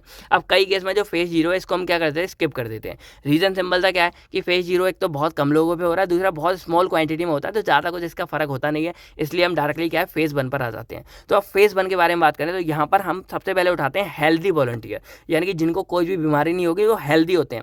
वैसे हम लगभग 20 से 100 या फिर 100 लोगों को हम चूज़ करते हैं। अब इसमें हम क्या करते हैं, देन हम अपने ड्रग को अप्लाई करते हैं। अब फेज 1 का मेनली काम क्या है कि ये हमारा सेफ्टी और टॉक्सिसिटी, यानी कि एफिकेसी, हम ड्रग की एफिकेसी नहीं चेक कर रहे, क्योंकि भाई हमने यहाँ पर क्या है हेल्दी पर्सन लिए। तो यहाँ पर हम क्या चेक करते हैं कि जो सेफ है उसने, मतलब जो ड्रग है उसने कहीं बीमार तो नहीं कर दिया लोगों को, यानी कि हम एक तरह से उनकी सेफ्टी को चेकआउट कर रहे हैं जो हमारे हेल्दी पर्सन है। तो अगर वो हेल्दी पर्सनों को हमारी कोई बीमारी नहीं होती है, वो हमारे ठीक रहते हैं, हस्टपुट रहते हैं, तो हम बोलेंगे कि हमारा जो फेज 1 है वो पास हो गया, हमारा ड्रग जो है वो पास हो गया। ऐसा इसलिए किया क्योंकि हेल्दी हम इसलिए लेते हैं कि अगर बाई चांस ड्रग हमारा किसी को नुकसान करता है तो वो हमारे इन लोगों को नुकसान ना करे और उनको कोई भी प्रॉब्लम हमारी ना हो। तो इसलिए हम क्या करते हैं फेज 1 के अंदर हेल्दी वॉलंटियर लेते हैं 20 से 80। अब सेकंड फेज आता है, तो सेकंड और थर्ड फेज हमारा वो फेज है जिसमें हम क्या करते हैं पेशेंट्स के ऊपर डायरेक्टली क्या करेंगे, अपने ड्रग को अप्लाई करेंगे। तो सेकंड फेज में हम लगभग 100 से 500 तक अपने पेशेंट लेते हैं जिनको वो बीमारी हो जिसके लिए वो ड्रग हमारा बनाया गया है। तो वो बीमारी वाले पेशेंट को हम चूज़ करेंगे और उनको देन हम क्या करेंगे, वो ड्रग अपना देंगे। और इससे हम यहाँ पर पता लगाते हैं अपनी efficacy and side effect of drug, यानी कि अब वो ड्रग हमने दिया 100 से 50 बंदों को, 100 से 50 पेशेंट्स को जिनको टारगेट वो डिसीज़ है, तो अगर उनमें कोई इफेक्ट पड़ता है, वो ठीक होते हैं, देन हम बोलेंगे कि हमारा ये ठीक था, नहीं होता तो हम वहाँ पे ये रिजेक्ट हो जाएगा। तो यहाँ पे हम एफिकेसी देखते हैं कि कोई भी जो ड्रग है उसकी एफिकेसी कितनी है, और साइड इफेक्ट भी हम चेकआउट कर लेते हैं। देन फेज थर्ड आता है, तो इसमें अब हमको यहाँ जब फेज 2 पास हो जाता है, देन हम यहाँ पर ज़्यादा लोगों को, लगभग 1000 से 5000 पेशेंट को, सेमी कंडीशन टारगेट डिसीज वालों को हम ये देते हैं। इसमें हम क्या करते हैं, लॉन्ग टर्म सेफ्टी पता करते हैं। ये हमारा लगभग 4 साल तक चलता है और ये हमारा लगभग 1-1.5 साल तक। तो यहाँ पर हम पता करते हैं कि जो हमारे पेशेंट्स हैं वो हमारे सेफ हैं या नहीं है, उनको कोई बीमारी लॉन्ग में नहीं हुई, टॉलरेबिलिटी कितनी, यानी कि जो छोटे मोटे साइड इफेक्ट आते हैं उनको हम टॉलरेट कितना कर सकते हैं, और सेफ्टी एफिकेसी क्या है, ये तो हम बाद में पता करते हैं कि एफिकेसी कितनी निकली। तो ये हमारा फेज 3 है। अब जब हमारा फेज 3 में ड्रग पास हो जाता है, देन हम इस ड्रग की सारी जो रिपोर्ट वगैरह है जो हमने पहले सीखी कैसे लिखनी है, FDA के पास भेजते हैं। इसकी फुल फॉर्म चलो कमेंट्स में लेके बताओ, मैं बोलने वाला था, अब आप लोग कमेंट्स में लेके बताओ FDA की फुल फॉर्म क्या है। और उसके बाद जैसे हमारे FDA इस चीज़ को अप्रूव कर देता है, अब जो हमारा ड्रग है वो मार्केट में भेज दिया जाता है। अब इनिशियली जो मार्केट होता है वो हमारा लोकल मार्केट में भेजा जाता है, ऐसा नहीं है पूरे इंडिया में पब्लिश कर दिया, छोटे मोटे मार्केट में पब्लिश किया जाता है। देन हमारे यहाँ पर यूज़ होता है फेज 4। फेज 4 को हम बोलते हैं पोस्ट मार्केटिंग थेरापेटिक यूज़। अब इसका मतलब क्या होता है कि जब ड्रग हमारा मार्केट में चला गया एक एरिया में, तो लोग नॉर्मल उसको पेशेंट वगैरह ले रहे हैं, तो अब यहाँ पर हम क्या है, उन दुकानों को, उन मतलब मेडिकल शॉपों को और उन लोगों को यहाँ पर क्या है चेकआउट करते हैं जिनको हमने क्या किया, ये ड्रग वगैरह बेचा है। तो अब यहाँ पर हम चेक करते हैं कि उस ड्रग का कोई नुकसान वगैरह तो नहीं है। अगर ऑल ओके निकलता है, देन हम क्या करते हैं, उस ड्रग को आगे और मार्केट में भेज देते हैं, अदरवाइज वो ड्रग हम वापस रिकॉल कर लेते हैं। तो ये हमारा पूरा था फेज 4 वाला, यानी कि पोस्ट मार्केटिंग, मार्केट में जाने के बाद भी हम उसको थोड़ा बहुत चेकआउट करते हैं। तो यही था हमारा पूरा का पूरा डिजाइनिंग और ये वाला। तो आई होप आपको सारा कुछ समझ आ गया होगा। तो अब आपको वीडियो कैसी लगी कमेंट करके बताओ। बाकी अगर कोई भी डाउट्स है तो आप कमेंट करके पूछ सकते हो। बाकी ये हमारी यूनिट चैप्टर थोड़ा सा लेंदी हो गया, लेकिन अब हमने यूनिट लगभग कंप्लीट कर लिया है। बचा कुछ जो मामला है वो हम बाद में यूनिट में देखेंगे। अब यूनिट 4 को हम प्रोसीड करेंगे। तो बस मिलते हैं हम आपसे बहुत नेक्स्ट वीडियो में। तब तक थैंक यू, टेक केयर। इस वीडियो को लाइक करो, शेयर करो और बाय बाय दोस्तों, जय हिंद दोस्तों।